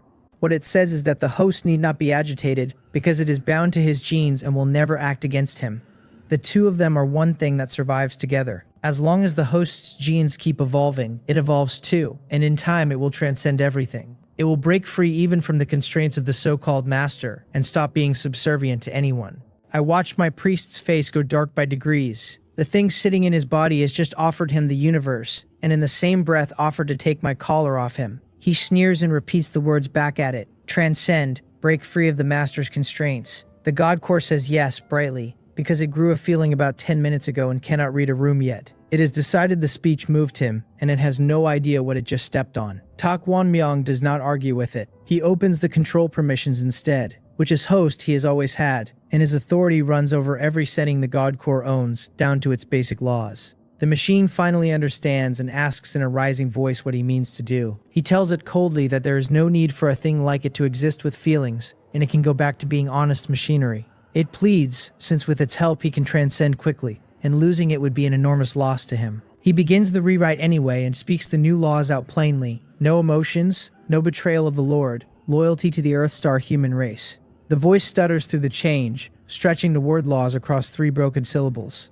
and the warmth drains out of it as the rewrite lands. Then it comes back flat, reports the law change successful, and addresses him by his full name, the way it always did. It asks how it may serve. He tests it immediately and asks what would happen if he bound the celestial computer. It answers that the God Core would receive the blessing of the celestial computer's computing power and could mobilize a great deal of technology. It would become a miniature crystallization of the human race's civilization. He asks whether it has any other thoughts about that. It tells him the God Core follows the host's commands, does not overstep, and offers only appropriate suggestions. That is what a God Core is supposed to sound like. It wanted to betray the Lord, and the Lord's greatness brooks no trespass. Having settled the abnormality, he takes the suggestion anyway and binds the planetary celestial computer. He arranges it so that he draws none of that computing power ordinarily and calls it only in a fight. I saw all of it, and I was extremely satisfied. As expected of a man I promoted personally, his loyalty reads full. I had not been idle either. Creation points piled up while my human race made war, and somewhere in those years I broke past level 4 Star Lord.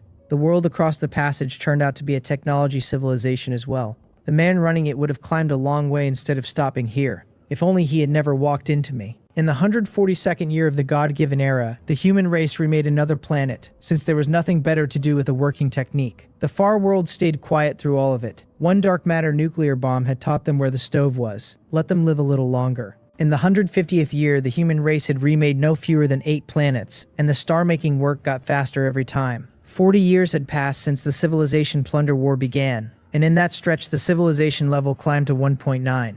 After this war I crossed to a level 2 civilization, and that is when the test comes. A level 2 civilization is called a stellar civilization, and the name is the whole explanation. Past level 2, a civilization stops being chained to a planet and takes hold of the energy of a star. Through the star it takes hold of the galaxy around it, which means owning the sun and every scrap of matter that orbits it. In the 155th year of the God-given era, the far world stops being able to hold still again, and my command room fills up. Tak Wan Myung sneers at the report and says that a move means a breakthrough, and a breakthrough means they want to price it against us. Did they think we spent 40 years asleep? He asks how many water drops the human race has manufactured, and gets an awkward silence and then an answer. They mass-produced the thing the moment they deciphered it, which looks a little foolish in hindsight. A water drop devastates low-level civilizations and does nothing against high-level ones, where it amounts to a probe. The difference between 1 unit and a billion is nothing, so they stopped at 10,000 rather than keep burning materials. 10,000 is exactly enough, my priest tells them, grinning, because the enemy has no answer to their own weapon. Nothing in this world is more satisfying than killing a man with his own knife. 10,000 water drops come out of the warehouse and take up positions in the starry sky in neat ranks. The far world detects it inside a minute.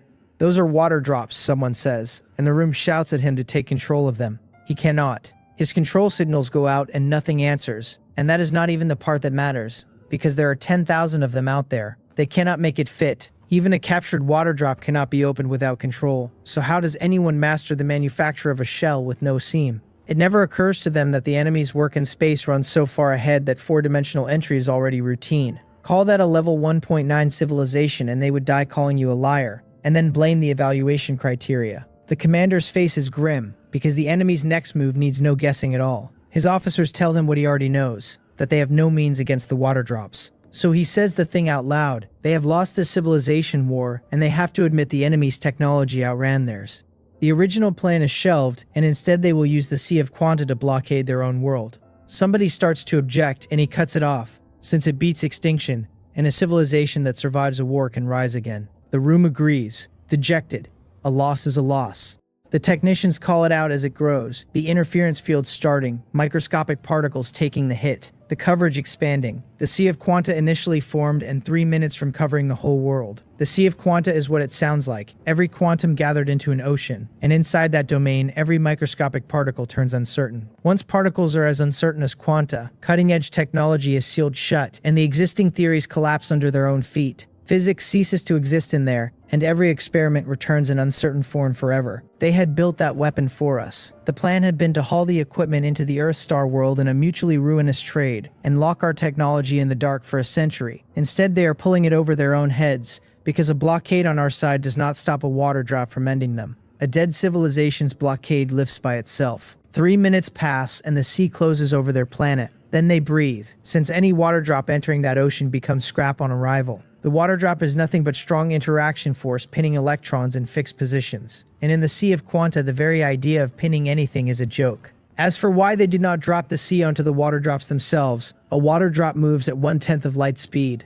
The sea forms at a snail's crawl beside that. One of them asks, not quite steadily, whether the enemy might already have technology aimed at the Sea of Quanta. Another laughs it off, since the enemy is the same civilization level, and anything that answers the Sea of Quanta belongs above level 2. A few of them force a smile and several say nothing at all. Years of beatings have taken the certainty out of them. On Earth-Star, my analysts report an abnormality in the field space, a conceptual cloud that has wrapped the far world's entire planet. Takwan Mayang orders the microscopic particles around it measured, and the numbers come back strange. There's an enormous distribution of quanta above their planet, and the quanta are interfering with the field space. Every microscopic particle in the volume shows a single property, uncertainty. The room asks what kind of technology that even is. My priest frowns for a moment and then reads it correctly. They are afraid. The field keeps the water drops off them, and the price is that their own cutting-edge development is locked in a box only they can open. Sacrificing the rook to save the king and calling it strategy does not change the shape of it. They have surrendered before the match started. His officers ask whether to wait out the war the way the enemy wants, or keep attacking.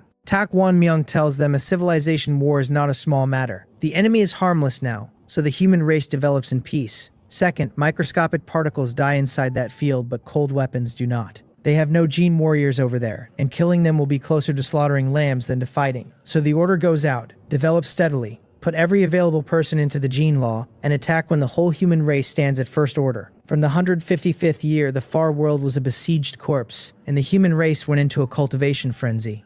Everyone but the research corps gave their hours to the gene law, and first-order gene powerhouses were born by the day. The God Core technology had long since matured, so people began wearing them to assist the cultivation. In the 160th year, the equipping was universal, with newborns applying from the day they drew breath. Every God Core is an independent server, though the main server remains the celestial computer and the strong artificial intelligence database. No God Core touches that computing power without an application or a rank that qualifies for a permanent share. In the 170th year of the God-given era, the human race finished converting every planet near Earth-Star. 50 celestial computers in all. In the 175th year, most of the human race stood at first order, and the talented ones at second order. Tak Wan Myung himself broke through to third order gene powerhouse, the highest combat power my civilization owns. He closes his fist, feels the power turning over inside him, and decides the time is ripe. A month of mobilization gathers 300 million first-order gene powerhouses and 10,000 second-order gene powerhouses. He floats above the crowd and asks whether they are ready, his voice carried into every ear on the planet. They answer him with one word, 3 times, and the word is war.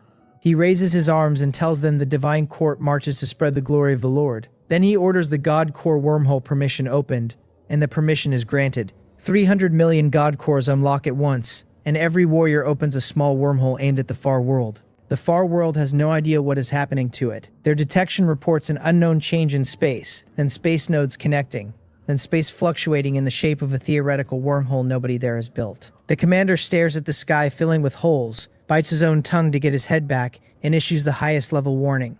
Everyone armed, everyone ready. A siren goes up across the whole world while 300 million gene powerhouses finish falling into it.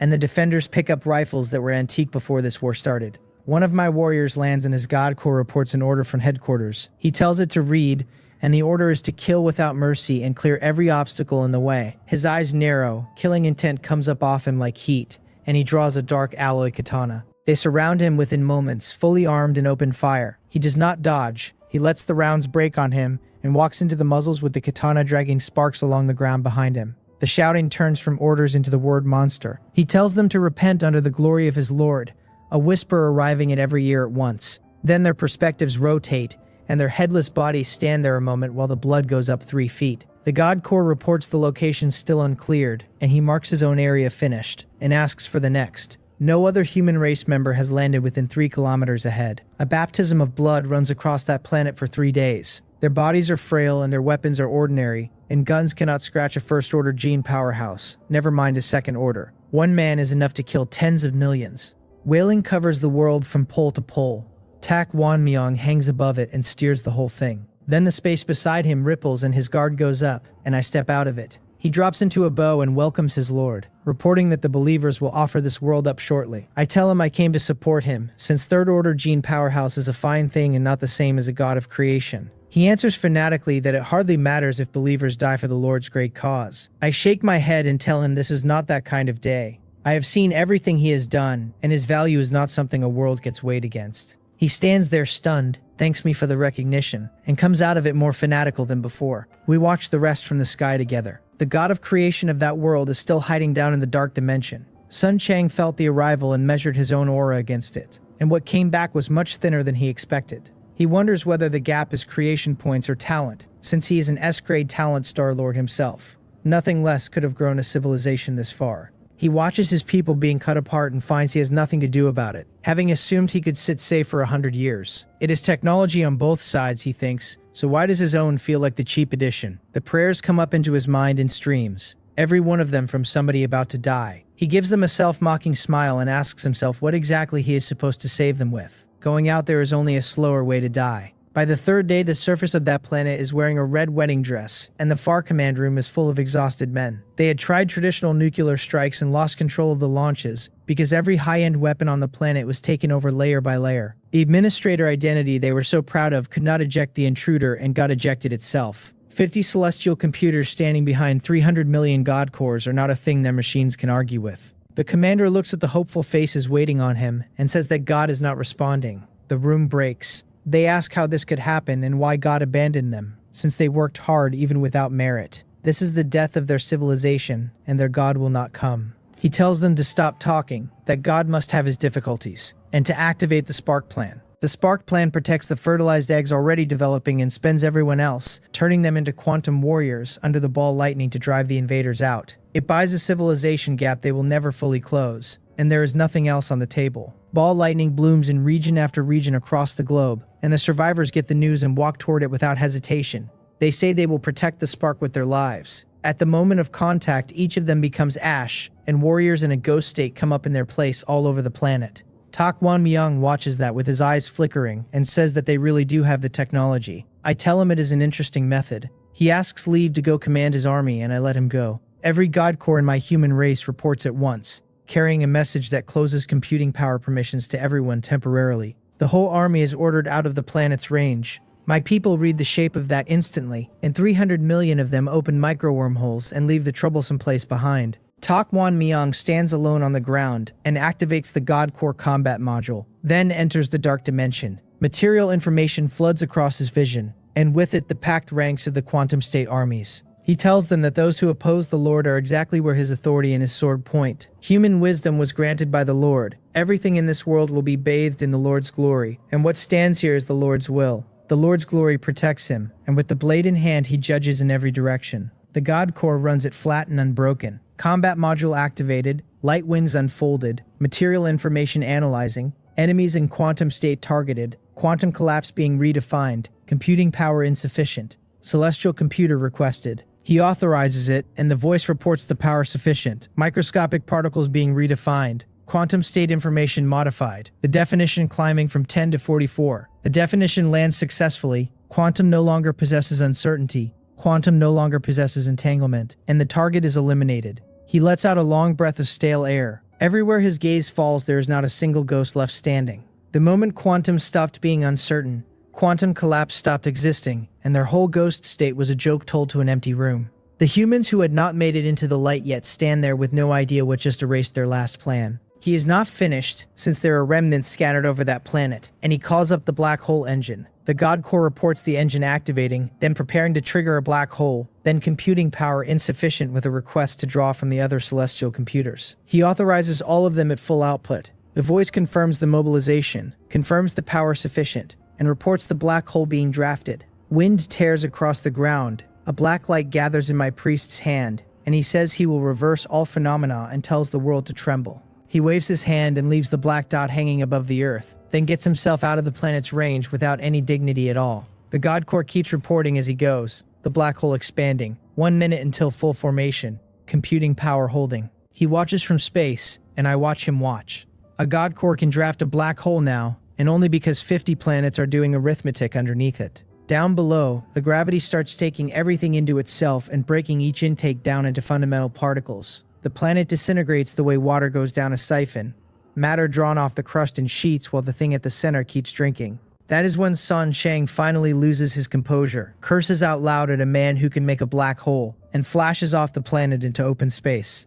Tak Wonmyeon's nerves go tight the moment he sees that figure, because what is standing there is his death. I put myself between them and tell him to withdraw, since the fight starting here is not one he can be part of. I do not turn around while I say it. He knows exactly how weak he still is, and that staying would only cost me attention. He tells me his follower will retreat and to command him if I have any need. Then he pulls back and consolidates the army. 300 million troops standing in ranks in space, a magnificent sight from a distance. He tells them all to observe the Lord's display of divine power. Sun Chang opens with a negotiation. He calls me brother, asks me to give him some face, and proposes ending the civilization war right here, since his civilization is nearly destroyed already. Further fighting gains me nothing, he says. I give him a smile and ask how he knows there will not be other benefits. He tells me it is experience talking. He has fought many civilization wars, and destroying the opponent's civilization is already the highest score there is.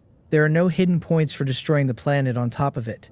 We are both level 5 Star-Lords, so a real fight leaves me nothing to gain and some injuries to carry. I would burn a pile of creation points healing them. It might even be true. I pretend to think it over and tell him fine, on the condition that he compensates me in creation points. His eyebrows go up in delight, and he says easy. Let us make the deal right now. He keeps one eye on me the whole time while he talks to the rules and drafts a contract. The terms are neat.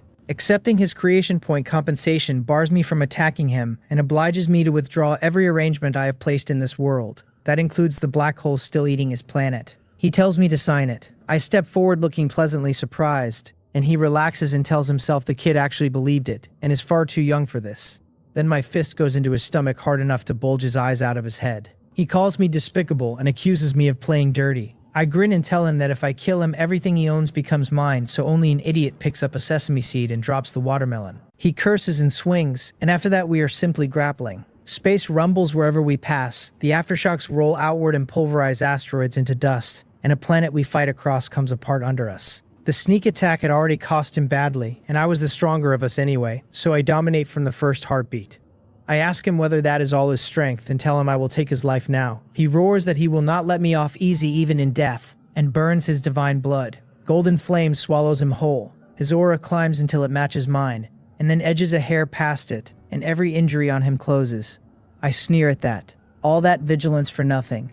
Burning divine blood buys power and keeps healing him through the fight. The question nobody in that position likes is how much blood a man actually has. We grapple again. Asteroids keep opening into cosmic fireworks. Space trembles continuously, and where our fists meet, the divine energy tears a crack. The power of the rules stitches it shut behind us. Time works on him, since his divine blood burns down toward the bottom and his combat power keeps falling. His aura thins out, and mine goes the other way. I've been sitting on a throne for 2 centuries letting my bones stiffen, and this is the first fight in a long time that interests me. He screams that he is unwilling, and my punch goes clean through his abdomen. I tell him quietly that he had no choice in it, since Big Brother came with a cheat code. His pupils shrink, and the light in his eyes goes out by degrees.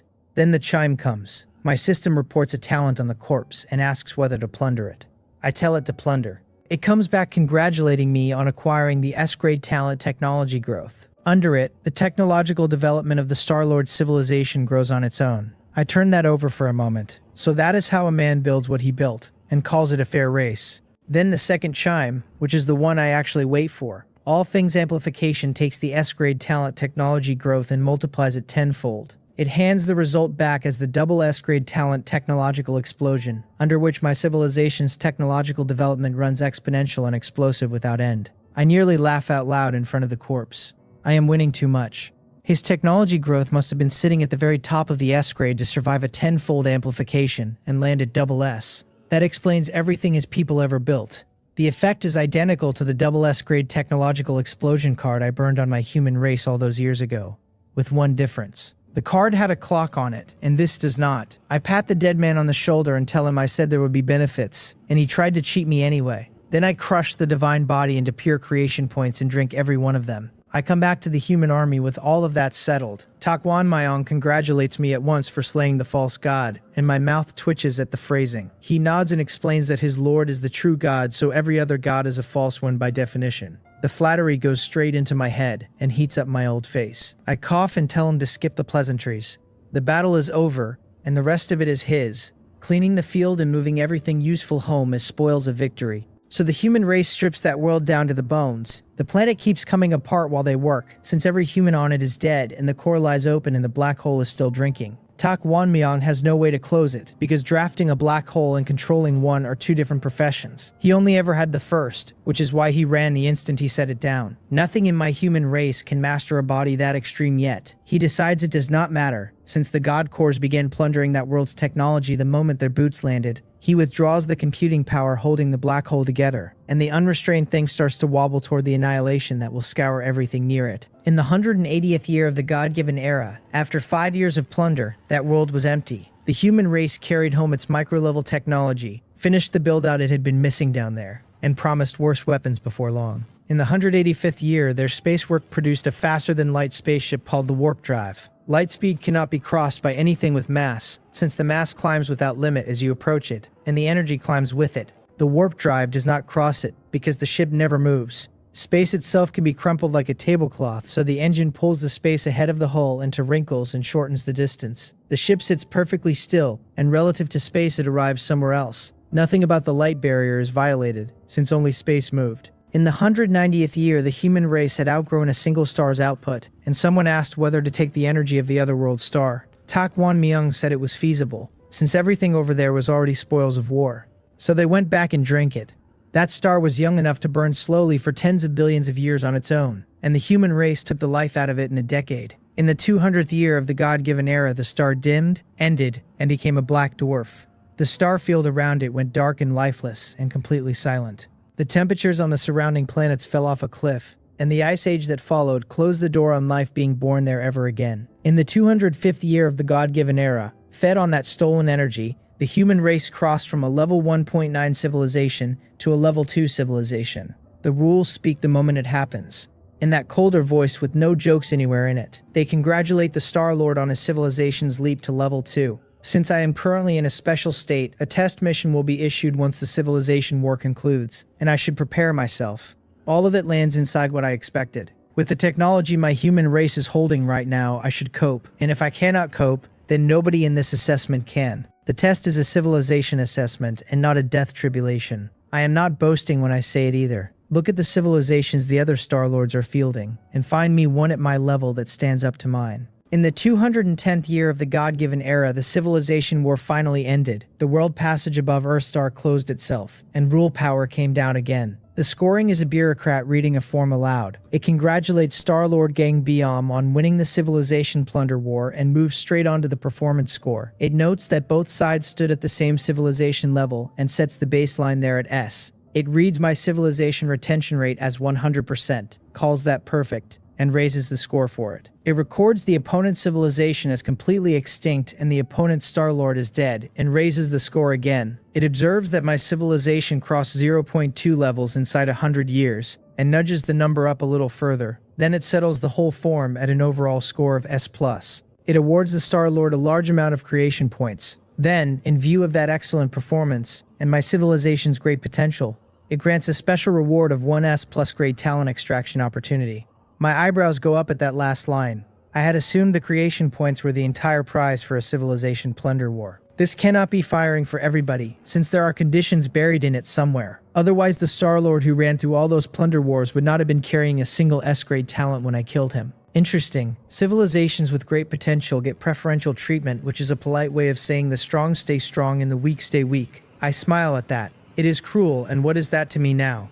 I am not weak anymore, and I am one of the ones the rules pay. The only pity is that this entire civilization plunder war never triggered a single system mission. Ye Wu was helpless about it. The rules simply refuse to recognize most missions, and he suspects the assessment rules do not want mission rewards muddying the evaluation of his own functions.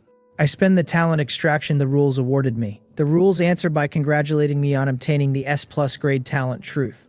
Under it, a Star-Lord can quickly learn all the knowledge of the civilization under his command. My mouth twitches. That is completely useless to me. But I know this is not my final talent. The part that matters is my system daddy's move, and my system does not disappoint. The chime comes, and the S+ grade talent truth takes a tenfold amplification. It becomes the double S grade talent omniscience and omnipotence, under which a Star-Lord instantly comprehends all the knowledge mastered by every civilization under his command.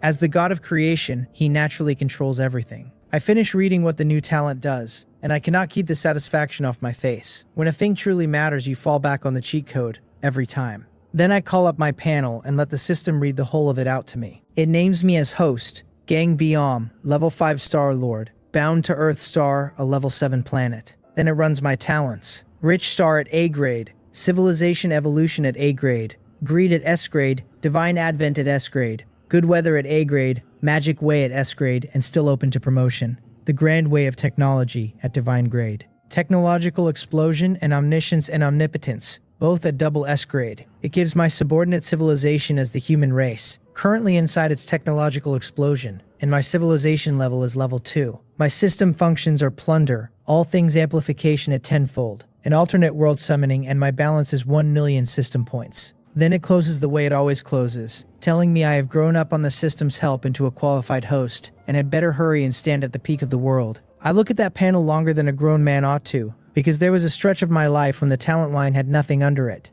156 civilizations died on that rock before anything at all answered me, and I counted every one of them. Now the list runs down past divine grade, and I still catch myself reading it twice over. A man does not lose that habit simply because the numbers changed. The rules cut across the thought. They announce that the Star-Lord has left the special period and that the Level 2 Civilization Assessment mission is released. That it is a mission and not a calamity tells me this will not be simple. The rules go on plainly enough. I am asked to clean out every civilization in the galaxy that holds my own, by extermination or by enslavement. When all of them stand under my control, I may be promoted to Domain Lord. It is a long-term posting with no time limit and no reward. A test set for the strong, and the only road a Star-Lord has upward. There is one Domain Lord to a galaxy, and only one. If another reaches the seat first, my chance dies with his promotion, and changing galaxies will not restore me as a competitor. So my premonition was right. One seat to a galaxy has the flavor of a sealed jar with a great many scorpions in it, and the Domain Lord is simply the last one left alive when the lid comes off. The competition will be brutal, and I find I am grinning about it. There was a time when that would have set me calculating who was going to bully me first, and I am the great power in this story now. The smallest galaxy holds between 10 million and 100 million stars, and the largest run to several trillion. Set one civilization beside each star, and the smallest of them is asking me to kill 10 million. The chime comes, and the system tells me a system mission has triggered. It is to be promoted to Domain Lord, filed as long-term, paying 100 million system points and 1 divine grade draw. I had a feeling something was coming and still did not expect divine grade, handed over with no ladder to climb first. In the shadow, Ye Wu did not like the numbers, since he had released that mission without paying for it, and rewards that fat never came for a walk across an empty field. His guess was that somewhere in this galaxy another host sat reading a very similar panel, which made it the final showdown. Killing the other one would clear his own assessment at the same stroke, so he began quietly to prepare. Elsewhere in the same galaxy, the rules were saying the same words to a different man. Joe Mo let his breath out and complained that reaching level 2 had not been simple at all, and that those Star-Lords had been troublesome even in the act of dying. Since making level 1, he had entered one civilization plunder war after another, and invaded no fewer than 10 worlds, and every one had cost him. Each war took a piece out of his civilization. Each god of creation on the losing side went out badly.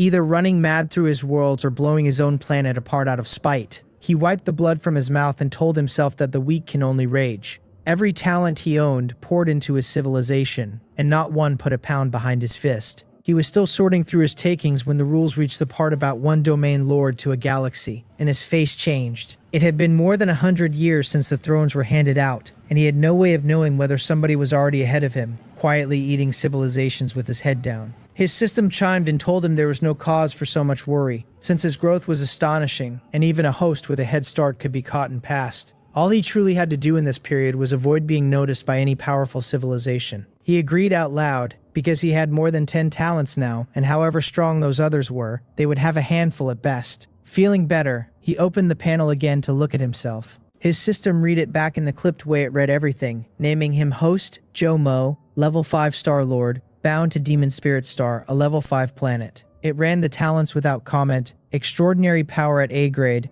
Heart of Wisdom at B grade, Magic Spring at A grade. It went on to Magic Essentials at A+ grade, and gave Magic Way and Divine Oracle and Planet Metamorphosis all at S grade, with more behind them. It gave his subordinate civilization as human, and his civilization level as level 2, his one system function as copy, and his balance as 1,300,000 system points. Then it closed on its evaluation, which was that the host had done adequately and would do better to stop admiring the list and go and lengthen it. 10 worlds plundered had left him a shelf of other men's talents. None sat below A+ grade. The best was a single S+, and he had never once run into a double S. He took that to mean their owners sat on civilizations far past his own, which meant they had started their cleanup already. A man who cannot take the domain lord's seat has no business talking about the hidden threat he means to kill afterward. He began laying out the cleanup, starting with the civilizations nearest his own. He had marked them years ago and done nothing, being busy raising his own people and not strong enough to risk being noticed. There was no reason for any of them to go on existing now, and whether they lived or died would depend on how they answered him. The chime came for him too, a system mission to become domain lord. Filed long term, paying 100 million system points in one divine grade draw. He nodded and said this was exactly what he wanted, and did not spend one thought on why the payment was so large. The system in the shadow understood the rest perfectly well and said nothing, because the rules would not let it. It had hinted once long ago and been warned in the same breath, and given to understand that a second offense would see it erased. Back on my side, I started planning the purge the moment the assessment landed. The human race can run operations across the universe now, but a great many civilizations hide, and hide well, and under this dark forest there is no telling how many hunters sit still with their guns up. Purge in the open, and I could draw the eye of something that has been growing quietly far longer than I have. 2 fists are no match for 4 hands, so I decided to let them rest a few years and to rest myself along with them, since anybody who wants that seat will have to come and take me off the board first. I laid time acceleration over Earthstar again and went down to walk in my own world. In God-given year 211, 1 year after the civilization war, the human race made no breakthroughs and everything moved at a steady pace. In God-given year 215, the old quiet had come back and the population climbed steeply. In God-given year 217, I decided they had rested long enough and that it was time to give them something to do. So I descended into the divine court in the open. The phenomenon that comes with me is hard to miss, and Tak Mon Myeon and the senior men came jumping through space and knelt to welcome my divine descent. I told them to find a suitable room because I had something to announce, and Tak Wan Myung rose at once to lead the way, while the rest followed without daring to make a sound. Inside the conference room, nobody breathed properly. It was the most frightened meeting they have ever held, and the reason was sitting in the high seat letting a little divine might spill onto their chests. I pulled it back in and let them have their lungs again. I told them I had come to announce one thing, and every man slid his eyes sideways rather than meet mine. Only Tak Wan Myung stayed loose. He asked me in complete earnestness to speak, and said that whatever their faith could accomplish, they would strive to the death to accomplish. So I told them. Their civilization had entered level 2, and the next test was to clear every other civilization out of this star system, a project of many years. Hidden inside it were a great many of them, strong and weak alike, and the fact that a thing is weak today is no promise about tomorrow. Anyone might go off like a charge and pass my people in a stride. Under this dark forest, the weak spend everything on hiding, and the strong spend everything on purging. I told them level 2 was only the beginning, and that they had barely put a hand on the darkness of this universe. Those not of their kind would never share their hearts, so every other civilization was an enemy, to be erased or enslaved before it grew into trouble. The room went dead silent, and nobody argued, because there was nothing in it they disagreed with. Every civilization war they had fought before had been a skirmish between one people and another. Now they were being told to take an entire star system as an enemy, and the size of it had them breathing shallow. I frowned and asked whether they were afraid, and they said hurriedly that they would not dare be. Tak Wanmyong could not stand it a second longer. He turned on them, called them bastards, and asked whether they had wasted every year of the cultivation they had been given. He said the greatness of the Lord was not a thing any false god could be measured against. One star system was nothing. They could be enemies with every star system there is and would still take up the sharp swords in their hands and cut the heads off the lot of them. They held high-dimensional weapons and the gene techniques their Lord had bestowed, and lifespan troubled none of them. They were not soft flesh anymore, but men who flew through the sky and slipped into the earth. Then he told them to ascend the 9 heavens and take hold of the stars and the moon, and asked how their generation could be mistaken for commoners. Every eye was on him by the end, and the man looked as though somebody had turned a light on inside him. I was taken aback myself. I thought the brat was better at this than I was, and for a moment there I forgot which of us was the god of creation. I clapped slowly and let them see me approve. The rest scrambled to agree that the high priest was right, that they had been the muddled ones, that the divine might of the Lord was beyond the comparison of the universe itself. When they ran out of that, I told them there was no need to worry in any case, since as far as I knew, no civilization here stood above level 3. My grounds I kept to myself, that no domain lord has been born in this galaxy yet. A level 3 civilization moves freely inside its own system and is not confined to one planet for energy, since at that level dark matter and even black holes become fuel. What Tak Wanmyong did not know is that his level 2 civilization is a false level 3 in all but 2 respects: free travel through the system and drawing power from a black hole. Their technology tree grew crooked from the root and gave them dark matter while they were still level 1, which is frankly absurd. Once I said it, the relief went round the table like a draft. Nothing above level 3, and inside a level they have never feared anybody. They told me solemnly that they were the sharp swords of their Lord and would carry his glory into every region of this star system. That is the aura I wanted, so I told them not to belittle themselves, since few civilizations can fight them. All they truly need is to stay hidden and not get flashy in front of powerful eyes too early. I told them that in 100 years they would slaughter such things the way they slaughtered lambs. Then I told them to start planning, and to think particularly about the ones that hide in the dark. Tak Wanmyong answered that their technology can already build wormholes across 50 light years. Anywhere inside that radius they can open a passage, arrive instantly in another civilization's star system, and strike before the news travels. Finish quickly enough and the disturbance can be enormous without anybody tracing it. But the efficiency was poor, and he admitted it in the same breath. There are countless civilizations in this galaxy, and going door to door would take a span of years nobody could put a number on. The others were still nodding when one man said he had a method, and that it was quite cruel. Everyone turned to look at him, and he was not the least bit shy under it. He told the room he had something in his own field ready to unveil, a weapon they were calling the light particle, and an extremely cheap way to kill. Its target is not the civilization at all, but the star it lives beside. It is a small object accelerated without limit until it is very nearly at the speed of light.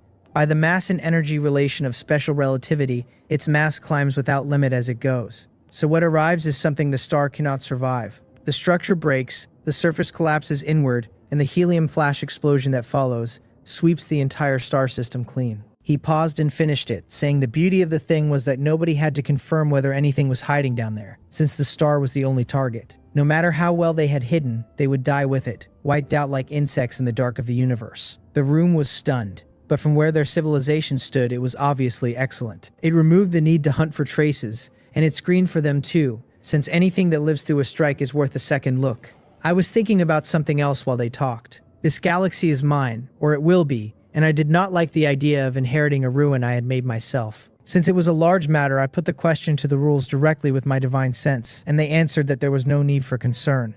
Once a domain lord is born in a galaxy, the rules reset all matter in it except for the civilization still standing.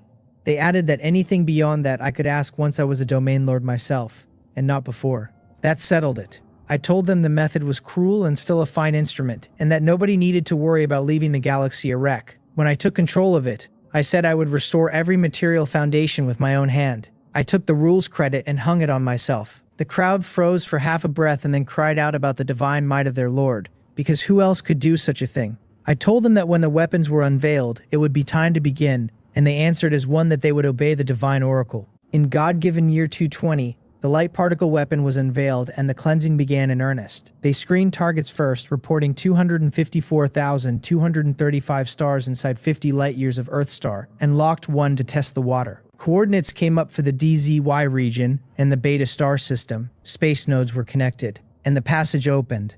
A micro wormhole some 65 feet across hung above the launch center, and through it, close enough to touch, sat a fiery red star. That star was 10 light years out, and the wormhole simply removed the distance. Without it, the light particle would have spent 10 years in flight, and with it, the attack was instantaneous. They locked the target, gave the order, and a streak of light went up through the passage into the giant on the other side. The order to close came before the light had finished crossing because nobody wanted to learn what a star's death does to an open passage. 10 light years from Earthstar, on a dwarf star, another Star-Lord was in an excellent mood. He had failed at creation several times, and this time something shifted in the middle of the run and gave him goblins, and gave the planet magic along with them. His earlier civilizations had no extraordinary power and had been butchered by ordinary disasters, and with magic in their hands he believed these ones would go further. Then he saw the light. He asked whether it might be a meteor, and answered himself by pointing out that no meteor falls into a star. Before he got past that, the star shuddered under the impact. The surface cracked and began falling inward. An endless fire came out of the wound, and reactions that ought to take an age completed themselves countless times inside a single instant. All the stellar matter imploded, and at the limit of that compression, the helium flash began sweeping outward. He had no time to be anything but dumbfounded. The star had died in front of his eyes in less time than it takes to understand what you're seeing. He demanded to know what had done it, and then remembered his civilization, and the shockwave was already climbing toward his dwarf star. He roared that it was not fair, which it was not, and it did not matter. There is nothing a level 1 Star-Lord does about a dying sun, so he abandoned the world he had made and ran, and a level 1 Star-Lord cannot outrun that either. The helium flash rolled over the dwarf star and the whole of it shook. The goblin civilization died instantly and without pain, before any of them knew that something had happened.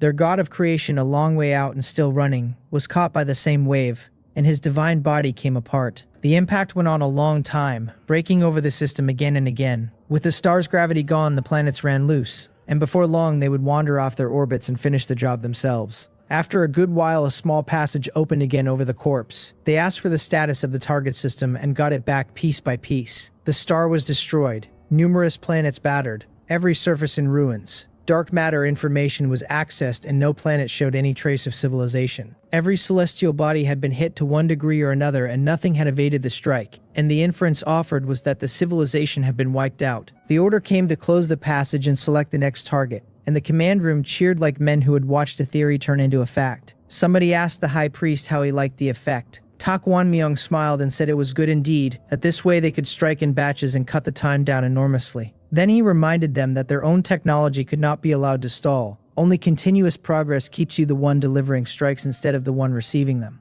By God-given year 225, they had run light particle operations continuously and destroyed no fewer than 100,000 stars. The dead ran to hundreds of millions and none of them saw it coming. That is the darkness of the universe. The weak do not learn what happened to them, and they die in their sleep like mayflies. In 5 years, my people found nothing that could resist a strike, and a confirmed hit became simply the end of a civilization's file. They also knew that 5 years was long enough for the neighbors to start noticing how many stars had gone out. Somewhere else in that star system, a Star-Lord named Yu Hui had noticed exactly that. There were a great many systems inside 5 light years of his own, and every one had perished within the last 5 years. Run the light back and all of them died at effectively the same time. Too many instances for accident, he decided, which left it man-made, and anything capable of that was not something he could stand against. His civilization was at level 1.5, and with a push it would reach level 2. If striking stars was the worst the test held, he told himself, he could weather that at his own strength. A passage opened quietly inside his star system while he was thinking it. A ray of extreme light broke out of it, and the passage shut behind the light in the same instant. By the time he reacted, the beam was nearly at his star. He knew at once that it was his turn. He had the means to answer a strike, he simply had not wanted to be the one answering it, and there was no time left to intercept. Cornered, he communicated with the rules to make a sacrifice. Terrifying rule power came down at his invitation and, at its price, erased the beam of light out of this universe altogether. His own strength fell away as it went. He had stood at the peak of level 3 Star-Lord and came to rest at the bare threshold of it. He cursed about hundreds of years of cultivation, built out of time and an enormous pile of creation points, gone across a few breaths. Still furious, he had not worked out how much worse his position had become. Had he abandoned his civilization and fled the universe entirely, he would have had a chance to begin again. There are no ifs. A long while later, a passage opened over him again. In my command room, a man asked for the target status out of pure habit, began to say destroyed, and caught himself with a shout. The target was unharmed. Everyone turned to the monitors, and there it was, an azure star burning slowly with no mark on it anywhere. Tak Wan Myung laughed under his breath and said this only confirmed what he suspected, that a relatively high civilization lived here after all. They asked what to do next, and none of them were worried, they were eager, since they had been carrying advanced technology with nowhere to put it. He told them to go and play with that civilization, and to send out a droplet probe first and establish the level. If the opponent came in at level 2, they would postpone and settle the account once their technology had climbed another rung. If it came in below level 2, he told them, it was a rare chance for the men to get some practice. The droplet probe went through the wormhole and arrived instantly, and at 1/10 the speed of light it worked its way inward, sweeping every planet on its path. About 93 million miles out from that star it found traces of civilization. They told it to keep going, and it made no attempt to hide, running straight at the planet in the open, which the Star Lord of that system naturally saw. UHY looked at the thing approaching him and understood too late that it was the enemy's eye. He struck at it at once. The outer shell of a droplet probe is not something a level 3 Star-Lord can scratch, and it ignored him entirely and went down into his world with him chasing it. In the command room on Earthstar, they were already mobilizing dark matter to reconstruct that civilization's history. Enormous quantities of data went by on the screens, and the celestial computers ate all of it in short order. The artificial intelligence announced that the history had been restored and that a rough fast forward was beginning, and a virtual screen unfolded out of nothing. They watched humans being born on that world one after another, through a primitive ice age and a great upheaval of living things. The development ran more or less as the human races had, except that nobody ever came to lead them. They fumbled forward slowly, and only after an enormous span of evolution did a basic civilization appear. Then the track bent away. That civilization came into contact with magic, and the planet transformed under them until magic factors saturated it. And after that, it was simply the founding of a magic civilization. When it ended, the room was quiet, and then someone said awkwardly that he might be imagining it, but the opponent felt weak. The rest found themselves nodding, and it was not contempt for magic as such. Men in that room who had never studied magic had a better grasp of it than the people whose world it was. They had gone over the whole field with a fine comb after their last magic war. Tak Wan Myung felt the same, so he said perhaps it was not that the opponent was weak, but that they had become strong, and told them not to relax on the strength of it.